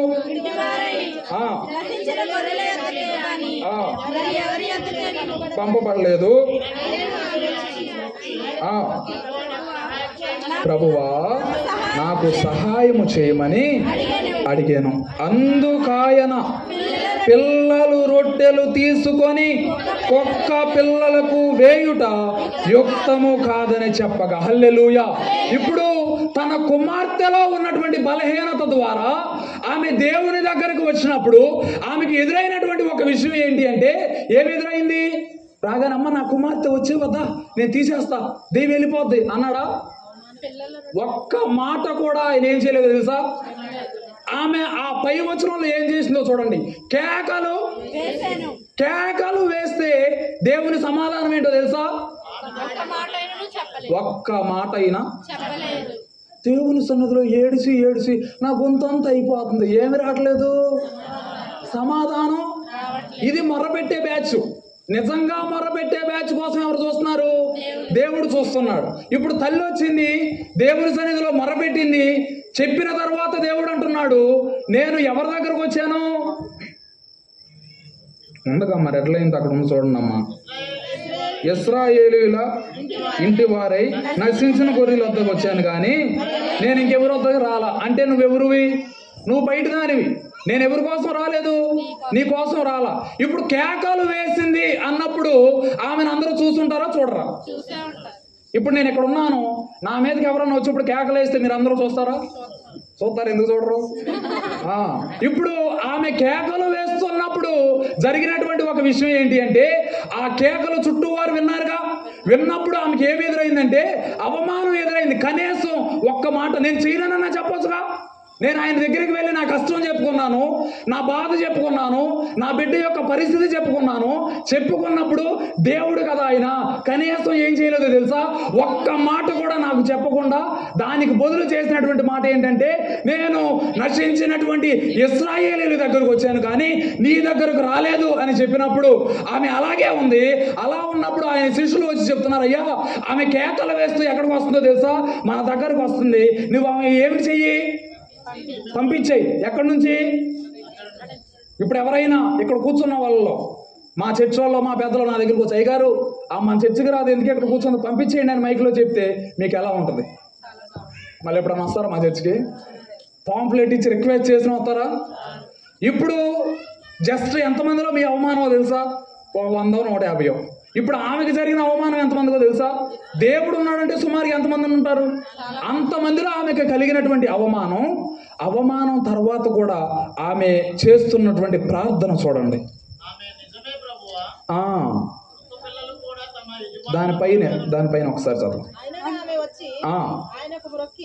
అయినను, ఇది చూడండి పాయింట్ ఏంటంటే అక్కడ అయినను ఆమె వచ్చింది. ఎలా వచ్చిందంటే, నువ్వు నా దగ్గర నుంచి వెళ్ళిపో అన్నా సరే అయినా ఏం చేసిందో తెలుసా? ఎందుకని? కుమార్తెని ఎలాగైనా రక్షించుకోవాలని. అయినా వచ్చి దేవుణ్ణి మళ్ళీ అడుగుతుంది, దేవా నీవు నాకు ఏం చేయమని అడుగుతుంది? సహాయం. అసలు నీ బాధ ఏంటానికే నేను సిద్ధంగా లేనమ్మా అంటే, అసలు కేకలు వేసినా సరే పట్టించుకోకుండా ఉంటే మరలా ఏమొచ్చి చేస్తున్నటువంటి ప్రార్థన, అయ్యా ప్రభువా అంటే ఏంటి? యజమానుడా, my God, my Lord, master అనగా నా యజమానుడా నీవు నాకేం చేయాలి? ఈ తగ్గింపు ఉందా ఈ రోజుల్లో? తగ్గింపు కాదు. ఇప్పుడు 2 డైలాగులు నేను వేస్తే 3వ డైలాగ్ నుంచి 3వ వారం నుంచి అక్కడ ఎవరు కనపడరు నాకు తెలుసు. వేయలేము, మాకు భయం. ఏ మాట చెబితే ఏ మనసు హట్ అవుద్దో తెలియట్లా. అయినప్పటికీ ఎవరు హట్ అయినా కొన్నిసార్లు దేవుని యొక్క వాక్యం హట్ చేయక తప్పదు. హట్ చేయకపోతే మీరు మళ్ళీ హట్ అయ్యి ఎక్కడికి వెళ్ళిపోతారంటే హట్ కిందకి వెళ్ళిపోతారు. ఎక్కడికది? దానిలోకి వెళ్ళకుండా ఉండటం కోసమే మిమ్మల్ని హట్ చేస్తున్నా. ఇప్పుడు తల్లి చేస్తున్నటువంటి ప్రార్థన, దేవుడు చెప్పాడు పిల్లల రొట్టె ఏ పిల్లలు అంటే నీ పిల్లలేమో పిల్లలా, నా పిల్లలు ఎవరు? యా, నీకు డబ్బు ఉంటే ఉంది, అంత ఉండాలా నీకు? నీ పిల్లలేమో నీకు ముద్దు, కాకి పిల్ల కాకి ముద్దండి. నా పిల్ల నాకు శ్రేష్టమైంది కాదా? ఏదో దేవుడు అనుకుని ఆయన దగ్గరికి వెళ్తే ఆయన ప్రజలందరినీ ఏమని చెప్తున్నాడు? పిల్లలని చెప్తున్నాడు. నా పిల్లకు బాగాలేదంటే ఏమంటున్నాడు? కుక్క పిల్ల అంటున్నాడు. అంటే ఇప్పుడు నేనేంటి? నా పిల్ల కుక్క పిల్ల అంటే నేనేంటి? ఇప్పుడు నన్ను సుమారుగా ఏమన్నాడు? ఏ కుక్క, నేను నా పిల్లలకు పెట్టేది తీసుకొచ్చి కుక్క అయినా నీకు పెడతానపో అన్నట్టేగా. ఇప్పుడు అంత మాట అనపోయినా పెడార్థాలు మనం తీస్తాం, తీక మానం. అయినా ఆమె ఏ పెడార్థం తీలా. ఆయనేమో నా పిల్లలు అంటున్నాడు, ఏమనేమో కుక్క పిల్ల అన్నాడు. కుక్క పిల్లతో పోల్చిన తర్వాత ఆమె ప్రార్థన చూడండి. ఇది నిజమైన విశ్వాసం. ఆమె అబ్బా హల్లెలూయా, తన కుమార్తెను కుక్క పిల్ల అన్నా సరే ఏమవడం లేదు. ఓకే, నువ్వు కుక్క అంటావో, పంది అంటావో, దొన్న అంటావాను, కానీ నాకేం కావాలి నీ దగ్గర? నా కుమార్తె స్వస్థపరచబడడం కావాలి. నీవు నన్ను ఏదైనా అను. ఇప్పుడు హన్నా కూడా దేవుని సన్నిధిలో ప్రార్థిస్తూ ఉన్నప్పుడు ఏలీ వచ్చి అన్నాడు, ఓ మత్తురాలైన దానలే. ఇప్పుడు ఆమె ఏమనాలి? నీ చర్చి కాకపోతే ఇంకో చర్చికి వెళ్ళి ఏడవలేనా? అక్కడ ఏడితే దేవుడు లేడా? ఏ చర్చిలో అయినా ఒకే దేవుడు, నేను ఆ చర్చిలో వెళ్ళి ఏడుస్తా అని వెళ్ళేదేమో. కానీ హన్నా ఏమందో తెలుసా? నా ఏలినవాడ. ఎవరితో?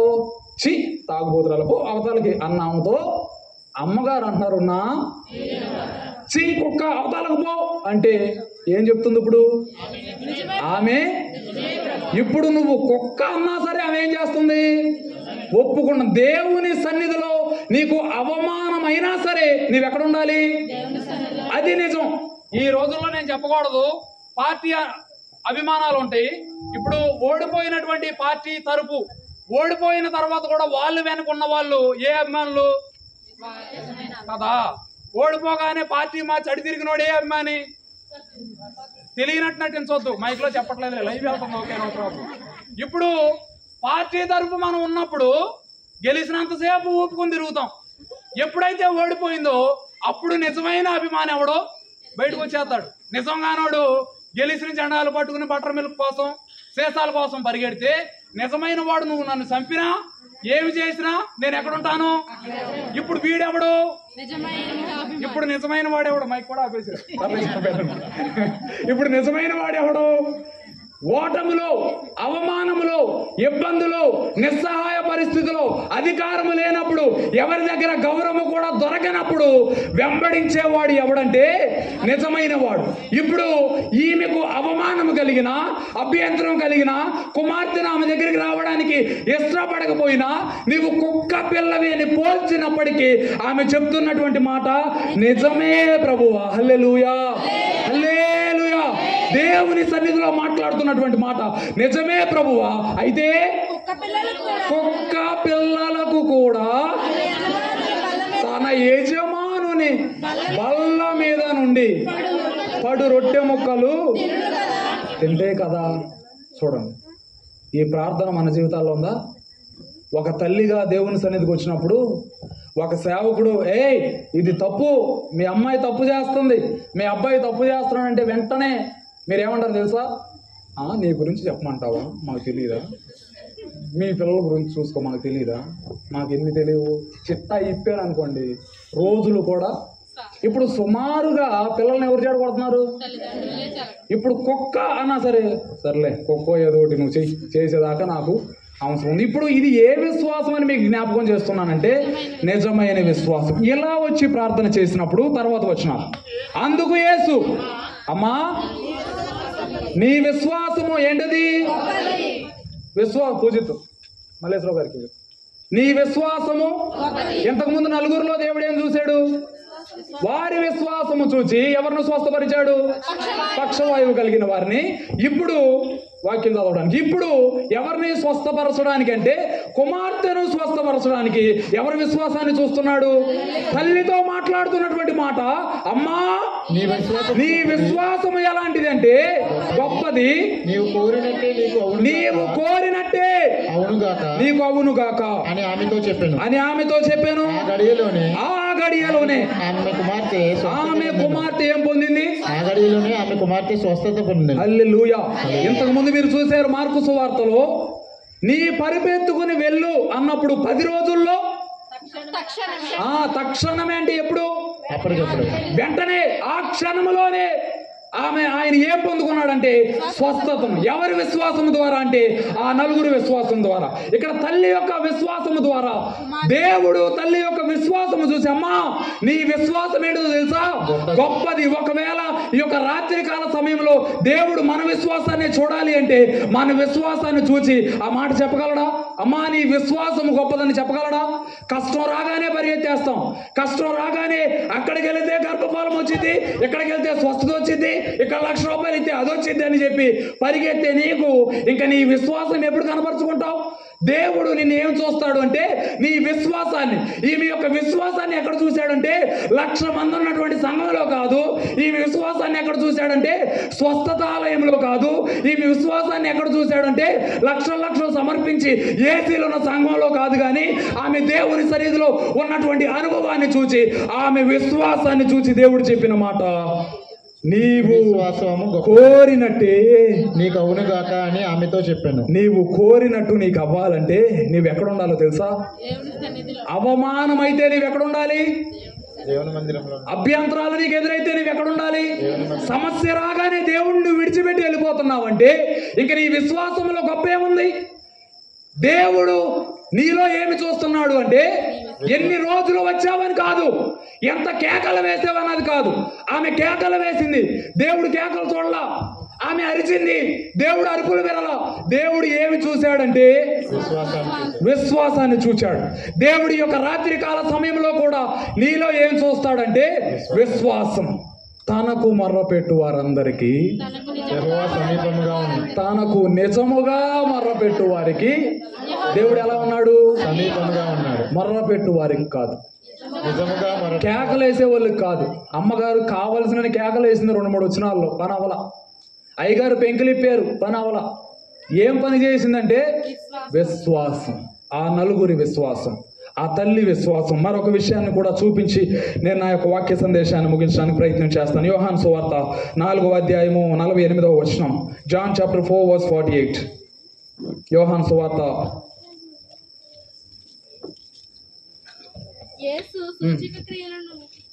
అదేనమ్మా, యేసు సూచక్రియలను మహత్కార్యములను చూడకుంటే మీరెంత మాత్రము నమ్మరని అతనితో చెప్పాడు. అందుకు ప్రధాని ప్రభువా, నా కుమారుడు చావక మునిపే రమ్మని ఆయన్ని వేడుకున్నాడు. యేసు నువ్వు వెళ్ళు, నీ కుమారుడు బ్రతికి ఉన్నాడని అతనితో చెప్పాడు. ఆ మనుషుడు ఏదో అతనితో చెప్పినది నమ్మి వెళ్ళిపోయాడు. ఏం చేసి వెళ్ళాడు? నమ్మి వెళ్ళాడు. అతడు ఇంకా వెళ్ళుచుండగా అతని దాసులు అతనికి ఎదురుగా వచ్చి అతని కుమారుడు బ్రతికి ఉన్నాడని తెలియజెప్పిరి. ఏ గంటకు వాడు బాగుపడసాగినని అడిగినప్పుడు వారు నిన్న 1 గంటకు జ్వరము వానిని విడిచేనని అతనితో చెప్పాను. నీ కుమారుడు బ్రతికి ఉన్నాడని యేసు అతనితో చెప్పిన గంట అదే అని తండ్రి తెలుసుకొని కనుక అతని ఇంటి వారు నమ్మారు. హల్లెలూయా, హల్లెలూయా. చివరి విశ్వాసం. తండ్రి ఎవరి దగ్గరకు వచ్చాడంటే దేవుని దగ్గరికి. చెప్తున్నటువంటి మాట ఏంటంటే ఆయన ఎవరో తెలుసా? పేద ఆయన, చాలా పేద ఆయన. ఎవరో ప్రధాని. ప్రధాని అంటే ఎంత పేద అయినా? అందరికన్నా పేద అయినా, అందరికన్నా గొప్పవాడు. ఎక్కడికి వచ్చాడు? వచ్చి ఏమడిగాడు? నా కుమారుణ్ణి బ్రతికించు. అంటే కుమారుడు దేనికి సిద్ధమై ఉన్నాడు? మరణానికి సిద్ధమై ఉన్నాడు. మరణానికి దగ్గర ఉన్నప్పుడు ఇప్పుడు తండ్రి అడుగుతున్నాడు, నా కుమారుడు నువ్వేం చేయాలి? బ్రతికించాలి అని చెప్పినప్పుడు దేవుడు ఏం చెప్పాడు? యేసు నీవు వెళ్ళుము, నీ కుమారుడు బ్రతికి ఉన్నాడని అతనితో చెప్పగా, దేవుడు బ్రతికి ఉన్నాడని చెప్పగానే ఆయన ఏం చేశాడు తెలుసా? ఆ మనిషి నమ్మి వెళ్ళిపోయాడు. దేవుడు చెప్పాడు, ఆయన ఏం చేశాడు? నమ్మి వెళ్ళిపోయాడు. అదే విషయం లూకాసు వార్త 8వ అధ్యాయం 40వ వచనంలో కూడా మీకు కనిపిస్తుంది. లూకాసు వార్త 8:40లో కూడా కనిపించేటువంటి ఒక విషయం ఏంటంటే, జన సమూహం ఆయన కొరకు ఎదురు చూస్తున్నారు కనుక యేసు తిరిగి వచ్చినప్పుడు వారు ఆయన చేసుకుని అంతటా ఇదిగో సమాజం అధికారి అయిన యాయిరు అను ఒకడు వచ్చి యేసు పాదముల మీద పడి ఇంచుమించు 12 ఏళ్ల ఈడుగల తన యొక్కతే కుమార్తె. ఈ రెండు మీరు సిమిలర్ గా చూడండి. ఇట్లా దేవుని సన్నిధికి వచ్చినప్పుడు దేవుడు చెప్పిన మాట ఏం చెప్పాడంటే, బ్రతికి ఉన్నాడు అనగానే ఆయన ఏం చేశాడు తెలుసా? నమ్మి వెళ్ళిపోయాడు. ఇది విధానాలు. నేను జ్ఞాపకం చేస్తున్నటువంటి విషయాలు, మనము ధ్యానం చేస్తున్నటువంటి అంశము, తనకు మొర్రపెట్టు వారందరికీ, ఇదే స్ట్రెస్ చేయండి, తనకు నిజముగా మొర్రపెట్టు వారందరికీ యెహోవా ఎలా ఉన్నాడు అంటే సమీపముగా ఉన్నాడు. ఆయనకు ఒకవేళ నీవు నిజంగా మొరపెడితే, ఒకవేళ చివరి కుర్చీలో నీవున్నా, ఒకవేళ చర్చానికి నువ్వు ఉన్నా, ఒకవేళ నాకు కనపడకుండా నీవున్నా, నీ గృహంలో నీవు ఉన్నా సరే, నీవు ఎక్కడ ఉన్నా నిజముగా మొర్రపెట్టే వారికి ఆయన ఎక్కడున్నాడో తెలుసా? సమీపము అంటే దగ్గర, దూరమా? ఇప్పుడు దేవుడు నీకు దగ్గరగా ఉండాలి అంటే నీవు ఎలా మొర్రపెట్టాలి? నిజముగా మొర్రపెట్టాలి. ఇప్పుడు నలుగురు యొక్క విశ్వాసాన్ని చూసినటువంటి దేవుడు ఒకరి యొక్క పక్షవాతమును ఏం చేశాడో తెలుసా? విడిపించాడు. తల్లి యొక్క విశ్వాసాన్ని చూసినటువంటి దేవుడు కుమార్తె యొక్క దెయ్యాన్ని వెళ్ళగొట్టాడు. తండ్రి యొక్క విశ్వాసాన్ని చూసిన దేవుడు కుమారుణ్ణి ఏం చేశాడో తెలుసా? బ్రతికించాడు. ప్రధాన యాజకుని యొక్క విశ్వాసాన్ని చూసిన దేవుడు తన కుమార్తెని ఏం చేశాడో తెలుసా? బ్రతికించాడు. చాలా సార్లు అంటాం, ఎంత మేము చేసినా వారికి ఎంతో కొంత ఉండాలిగా అయ్యగారు అని. అయినప్పటికీ దేవుడి యొక్క రాత్రి కాల సమయంలో చూసేది ఏంటంటే, నీ విశ్వాసము ఏం చేస్తుందో తెలుసా? నా ప్రశ్న, నలుగురి విశ్వాసం ఒక పక్షవాయువు కలిగిన వాణిని మార్చింది. తల్లి యొక్క విశ్వాసం కుమార్తె స్వస్థపడేలాగా చేసింది. తండ్రి యొక్క విశ్వాసం కుమారుడిని ఏమయ్యేలాగా చేసింది? బ్రతికేలాగా చేసింది. ఒకటి పక్షవాయువు నుంచి విడుదల, 2 దెయ్యము నుండి విడుదల, 3 దీన్నే ఈక్వల్ గా చూడండి. మొదట పాపము నుండి విడుదల. అక్కడ దేవుడు నలుగురిని చూసి ఏం చెప్పాడు? నీ పాపములు పాపము నుండి విడుదల. తర్వాత దుష్టుని నుండి విడుదల, దెయ్యము నుండి విడుదల. తర్వాత మరణము నుండి విడుదల. హల్లెలూయా.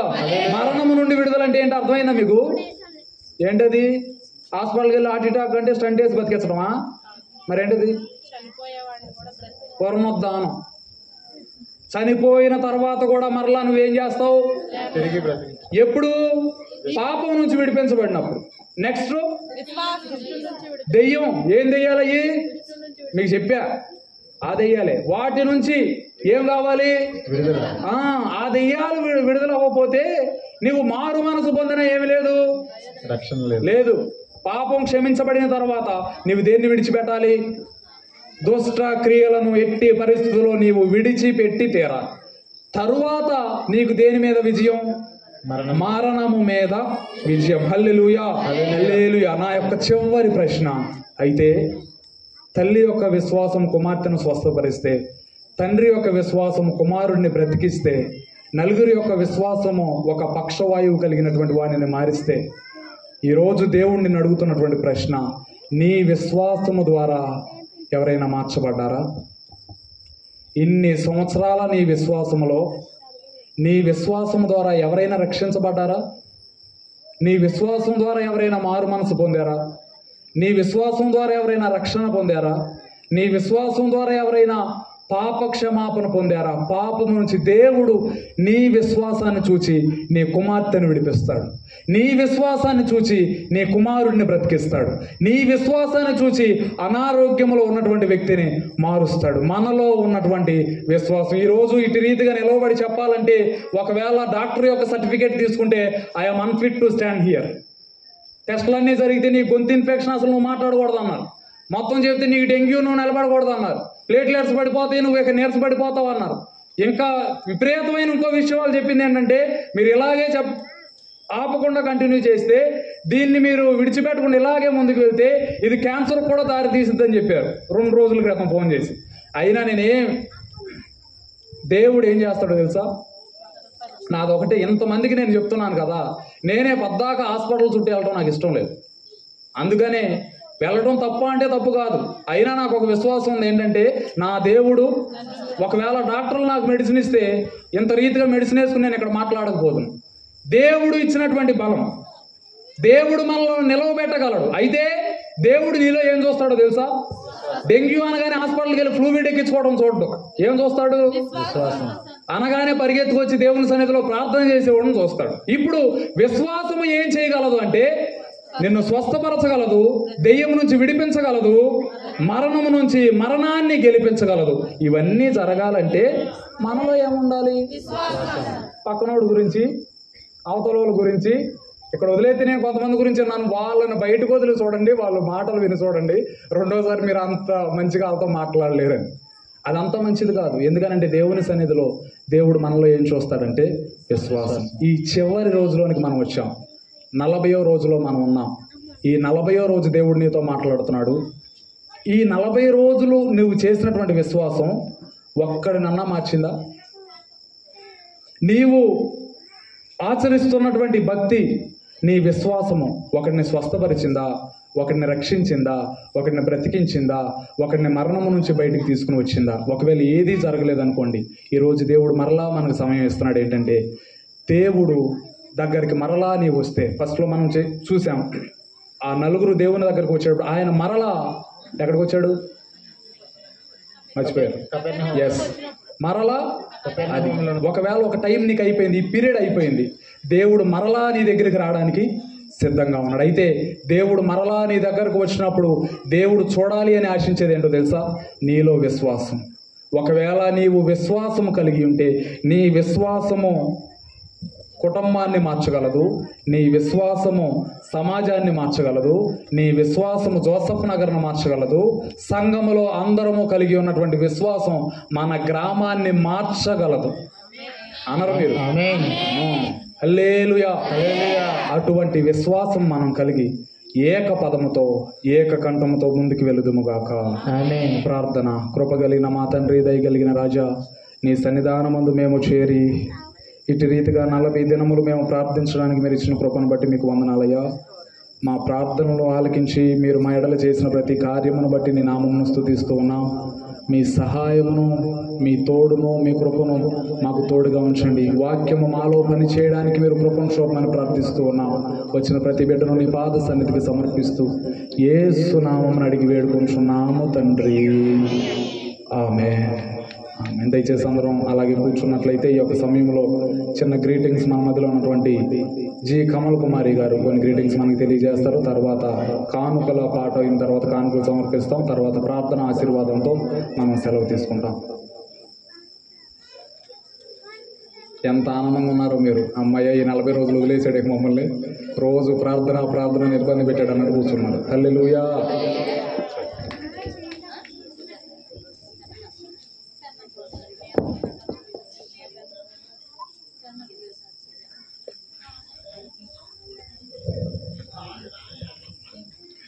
ప్రభునామాన్ని బట్టి కూడి వచ్చిన సంఘస్థులందరికీ నా హృదయపూర్వక ధన్యవాదాలు తెలియజేస్తున్నానండి.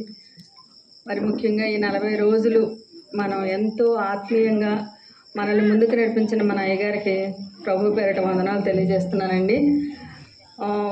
మరొకటి ఏంటంటే, మన దేవాలయం పేరు ఏంటండి? రూపాంతర దేవాలయం కదా. ఎంత రూపాంతరం చెందిందో మీకు అందరికీ కనిపిస్తుంది అనుకుంటున్నాను. మరి నేను చాలా సుందరంగా, ఇది ఎంత భయంకరంగా ఉండేది ఇది వరకు, పాత ఫోటోలు చూస్తే మీకు అర్థమవుతుందేమో. దాన్ని ఎంతో ప్రయాసపడి అయ్యగారు, అంటే మనం సపోర్ట్ లేకుండా ఆయన చేయలేదు, కానీ ఆయన ప్రోత్సాహంతో మనం ముందుకు వెళ్ళాము. ఈ దేవాలయాన్ని ఇంత సుందరంగా తీర్చిదిద్దుకున్నాము. అట్టి రీతిగానే మనం ఆత్మీయంగా కూడా మనం సంఘం ముందుకు వెళుతూ ఉందని నేను ఆశపడుతున్నాను, నమ్ముతున్నాను కూడాను. ఇంకా మన సంఘం ఇంకా ఆత్మీయ ఎదుగుదలలో ముందుకు వెళ్ళాలని, అనేక ఆత్మలు ఈ దేవాలయంలో రక్షింపబడాలని నేను కోరుకుంటున్నాను. మరి ముఖ్యంగా అయ్యగారి విషయం గురించి అయితే పాపం డెంగ్యూ ఫీవర్ అంటే మీకు తెలియదు, పడున్న వాళ్ళకి అర్థం అవుద్ది. అది ఎంత భయంకరమైన నీరసం ఉంటుందంటే దగ్గర 6 నెలలు పడద్దండి కోలుకోవడానికి. అది చాలా చాలా భయంకరంగా మనిషిని కృంగతీసేస్తుంది. మరి ఆయనకి దేవుడిచ్చిన శక్తే తప్ప మరి మానవ శక్తి అయితే కాదు నేను అనుకుంటున్నాను. ఎందుకంటే నేను ఒకనొక టైంలో డెంగ్యూ ఫీవర్కి గురయ్యాను. ప్లేట్లెట్స్ భయంకరంగా పడిపోతాయి. ప్లేట్లెట్స్ పడిపోయినాయి అని అంటే మనిషిలో జీవం మొత్తం పోయినట్టే, అసలు జీవమే ఉండదు. ప్లేట్లెట్స్ లేకపోతే మనిషి ఊపిరి లేనట్టు లెక్క. అలాంటి స్థితిలో కూడా దేవుడు అంత బలంగా అయ్యగారిని వాడుకున్నందుకు దేవుని నామాన్ని బట్టి వందనాలు చెల్లిస్తున్నానండి. తర్వాత దేవుడు ఇంకా ఆయనకి మంచి ఆయుష్ ఆరోగ్యం ఇచ్చి ఇంకా అనేక ఆత్మలు తన సన్నిధిలో దేవుని సన్నిధిలో అనేక ఆత్మలను రక్షించే తలాంతు ఆయనకి ఇవ్వాలని నేను ముఖ్యంగా కోరుకుంటున్నాను. ఈ 40 రోజులు ఇంత ఘనంగా సక్సెస్ అయినందుకు కూడా చాలా ధన్యవాదాలు చెల్లిస్తున్నానండి. కూడి వచ్చిన అందరికీ కూడా నా నమస్కారాలు తెలియజేస్తున్నాను. తర్వాత అయ్యగారి తల్లిదండ్రులు కూడా పాపం చాలా సపోర్ట్ చేసి ఆయనకి ఇక్కడుండి దగ్గరుండి చూసుకుంటున్నారు. మనం ఏమీ చేయలేము. ఆయన ఒంటరివాడు అయినప్పటికీ కూడా చక్కగా ఎక్కడికి వెళ్లకుండా ఈ 40 రోజులు అలా మనల్ని ముందుకు నడిపించారు. ఒక్కరోజు కూడా మానకుండా, ఒక్కరోజు కూడా బ్రేక్ లేకుండా ఇటు రీతిగా ఇంత గొప్ప ఆరాధన మన సంఘంలో జరిగినందుకు నేను చాలా చాలా ధన్యవాదాలు చెల్లిస్తూ ఉన్నానండి. ఇంతటితో ముగిస్తాను. Thank you so much aunty. మంచిది. యొక్క సమయంలో ఇంక ఎట్లాగో లేట్ అయిపోయింది కాబట్టి ఇంక 2-3 గ్రీటింగ్స్ వినేసి మనం ముందుకు వెళ్ళిపోతాం. దానికన్నా ముందుగా ఒక్కసారి మన మధ్యలో ఉన్నటువంటి అనురాజ్ గారు, గొల్లమందల వరప్రసాద్ గారు ఒక్కసారి నుంచోండి. వారిద్దరు ఈ 40 రోజుల్లో ఆన్ టైం 40 రోజులు అటెండ్ అయినటువంటి వారిద్దరే. అందరం గట్టిగా చప్పట్లు కొడుతూ వారిని అభినందిద్దాం. ఫుల్గా మాకండి, కొట్టండి ఇంకొంచెం గట్టిగా, ఇంకొంచెం గట్టిగా, ఇంకొద్ది గట్టిగా కొట్టవచ్చు. Thank you so much sir. వాళ్ళిద్దరూ ఆన్ టైం 7:20 నేను రావడానికి నాతో పాటు వాళ్ళు వస్తారు. ఆన్ టైం వారు కూర్చొని 40 రోజుల్లో not even 1 day they missed. Every day they attended on time. వారిని బట్టి నేను దేవునామాన్ని మహింపరుస్తున్నాను. Thank you. ఈ యొక్క సమయంలో మన సంఘ పెద్దలు కూడా కొన్ని మాటలు, నోవా గారు, తర్వాత ఎమ్మానియల్ గారు, తర్వాత పాల్ గారు కొన్ని మాటలు 1-2 నిమిషాలు త్వరగా చెప్పేస్తే మనం ముందుకు వెళ్ళిపోదాం. త్వరగా వచ్చేయండి సార్. చెప్పండి, చిన్న గ్రీటింగ్స్ లాగా సంఘం తరపు. ఎందుకంటే 40 రోజులు మనం ఏర్పాటు చేసుకున్నాం కాబట్టి ఒక మాట చెప్పడం మంచిది పెద్దలుగా. ఓకే, వారందరి తరపు నేనే చెప్పా. పాల్ సార్ రండి సార్, ఒక మాట చెప్పండి. నోవా గారు, మా పెద్దలందరి తరపు, పాస్టర్ గారి తరపు, విశ్వాసుల తరపు ఇటు రీతిగా 40 రోజులు. నేను ఒక్కరోజు కూడా మోస్ట్లీ కార్యక్రమాలు ఉన్నా అన్నీ కొద్దిగా అడ్జస్ట్ చేసుకుని కొంచెం ముందు అక్కడికి వెళ్ళటం, ఇది అవ్వ చేసుకుని వెళ్ళటం, ఏదో ఒకటి చేసి 40 రోజులు జయకరంగా మనం ఇటు రీతిగా మనం దేవుని సన్నిధిలో ఉన్నామంటే ఏదో ఉన్నాం కాదు. అది నేను ఖచ్చితంగా చెప్పగలను. ఊరికే 40 రోజులు మేము దేవుని సన్నిధిలో లేము. విత్ రికార్డ్ ప్రూఫ్స్ నా దగ్గర ఉన్నాయి. 56 ప్రార్థన అవసరాల నిమిత్తం దగ్గర అంతగానే ఎక్కువే మనం ప్రార్థన చేశాం. ఆల్మోస్ట్ 40 ప్రార్థనలకు జవాబు చూసేసాం. కుటుంబాలు 3 కుటుంబాలు కట్టబడినాయండి మన సంఘంలో. రేపు ఆదివారం చెప్తా ఆ కుటుంబాలు ఏవో కూడా. 3 కుటుంబాలు ఐక్యంలోకి వచ్చినాయి. అంత మాత్రమే కాదు, అనారోగ్యంలో ఉన్నవారు ఆరోగ్యంలోనికి వచ్చారు. అంత మాత్రమే కాదు, బలహీనతలో ఉన్నవారు బలం పొందుకున్నారు. ఎన్నో కార్యాలు దేని ద్వారా అంటే ప్రార్థన. ఇక్కడ ఏముందో తెలుసా, చాలా మందికి ఉన్నటువంటి ఒక అపోహ ఏంటంటే సిఎస్ఐ సంఘాల్లో పరిశుద్ధాత్మ లేడు, సిఎస్ఐ సంఘాల్లో ఆత్మ లేదు అని. ఎందుకో తెలుసా, మీరే ఎక్కడెక్కడికో పరిగెడతారు కాబట్టి. ఆ పేరు తెచ్చింది బయట వాళ్ళు కాదు, మీరే. ఎక్కడికి పడితే అక్కడ పరిగెత్తాం. అక్కడ మీకు ఏదన్నా ఖాళీ టైం ఉంటే అక్కడికి పరిగెత్తాం. ఈ చర్చి కట్టింది ఎందుకు? సిమెంట్ ఎక్కువయ్యో, బస్తాలు ఎక్కువయ్యో, సిలువుకి అది ఎక్కువయ్యో అట్లా. దేనికి కట్టాం? ఇక్కడ చేయలేని విశ్వాసం ఎక్కడెక్కడికో ఎందుకు మీరు పరిగెత్తేది? ఆ టికెట్ డబ్బులు, ఛార్జీల డబ్బులు నాకు వేసి అక్కడ ప్రార్థన చేయండి.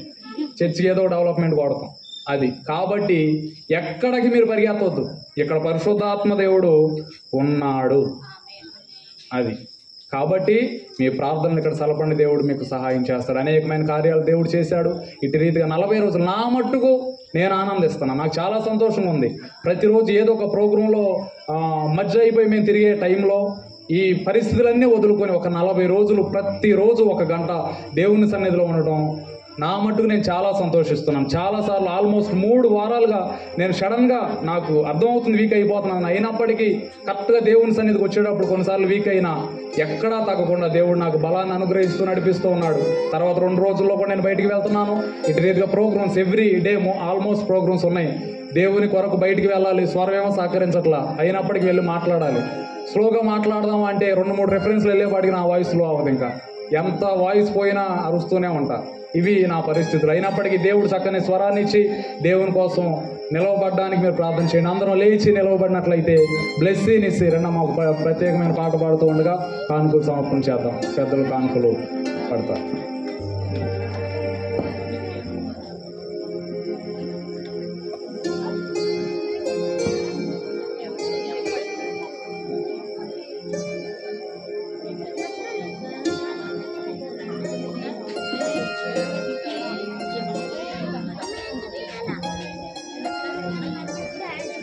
హలో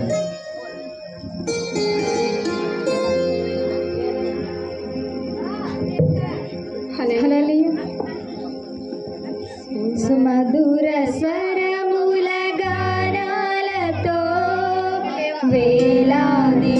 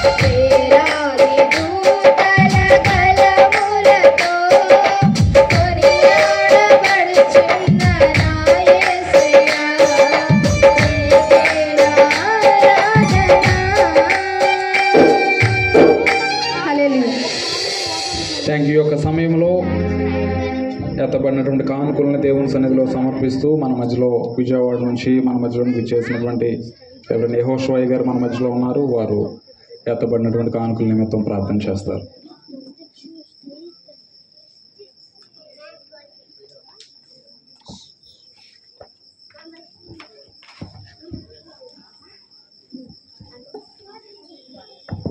ప్రార్థన. పరిశుద్ధుడా, మీకు స్తోత్రం. సంఘాన్ని ప్రేమించి దేవా, గడిచిన 40 రోజులు ప్రార్థన కూడికను ఎంతో చక్కగా జరిగించారు. అందుకు స్తోత్రం. అద్భుతాలు చేశారు, మీకు స్తోత్రం. ఇంకా ఎవరి జీవితంలో అయితే, ఏ కుటుంబంలో అయితే కార్యాలు జరగలేదో వారిలో కూడా నీ కార్యాలను జరిగించండి. మా తండ్రి, ఈ కార్యక్రమాలను ఎంత దిగ్విజయంగా జరిగించినందుకై స్తోత్రాలు. అలాగే నా ప్రభువా, నీ ప్రజలు నీ సేవార్థమై వారు గుప్పెళ్ళు విప్పారు.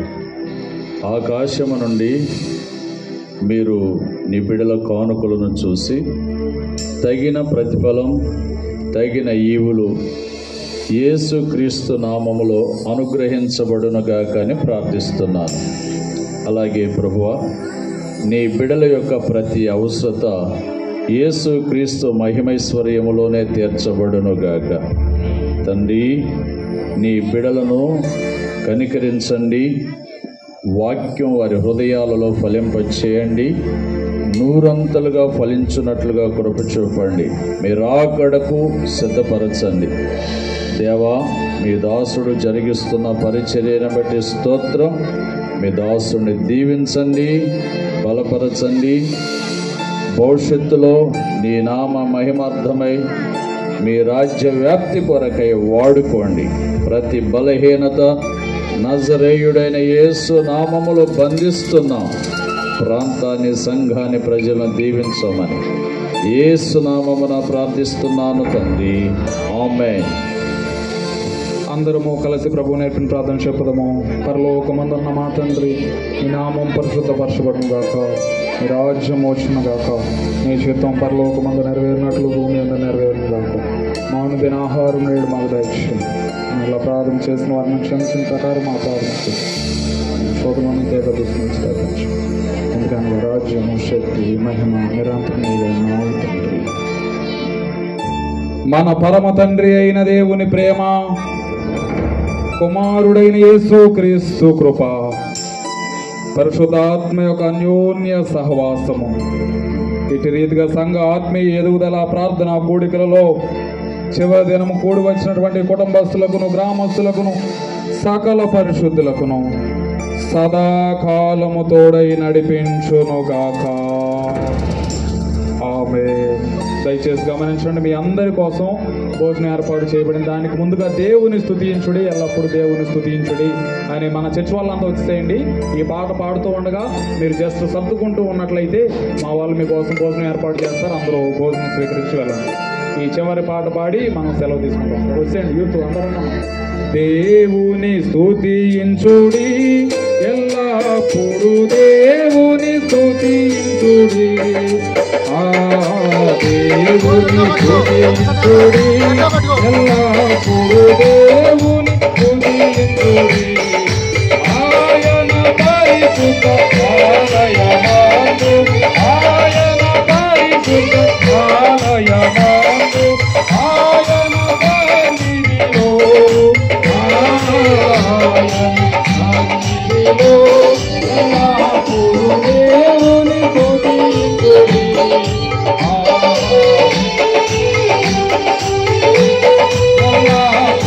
దేవుని స్తుతించుడి.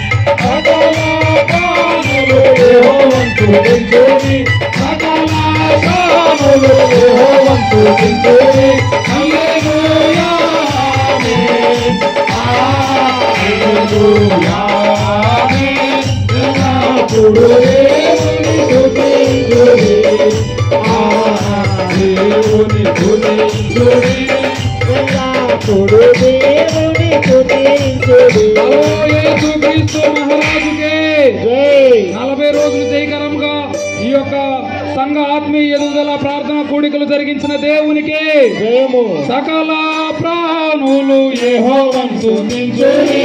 సకల ప్రాణులు యెహోవాను స్తుతించుడి. హల్లెలూయా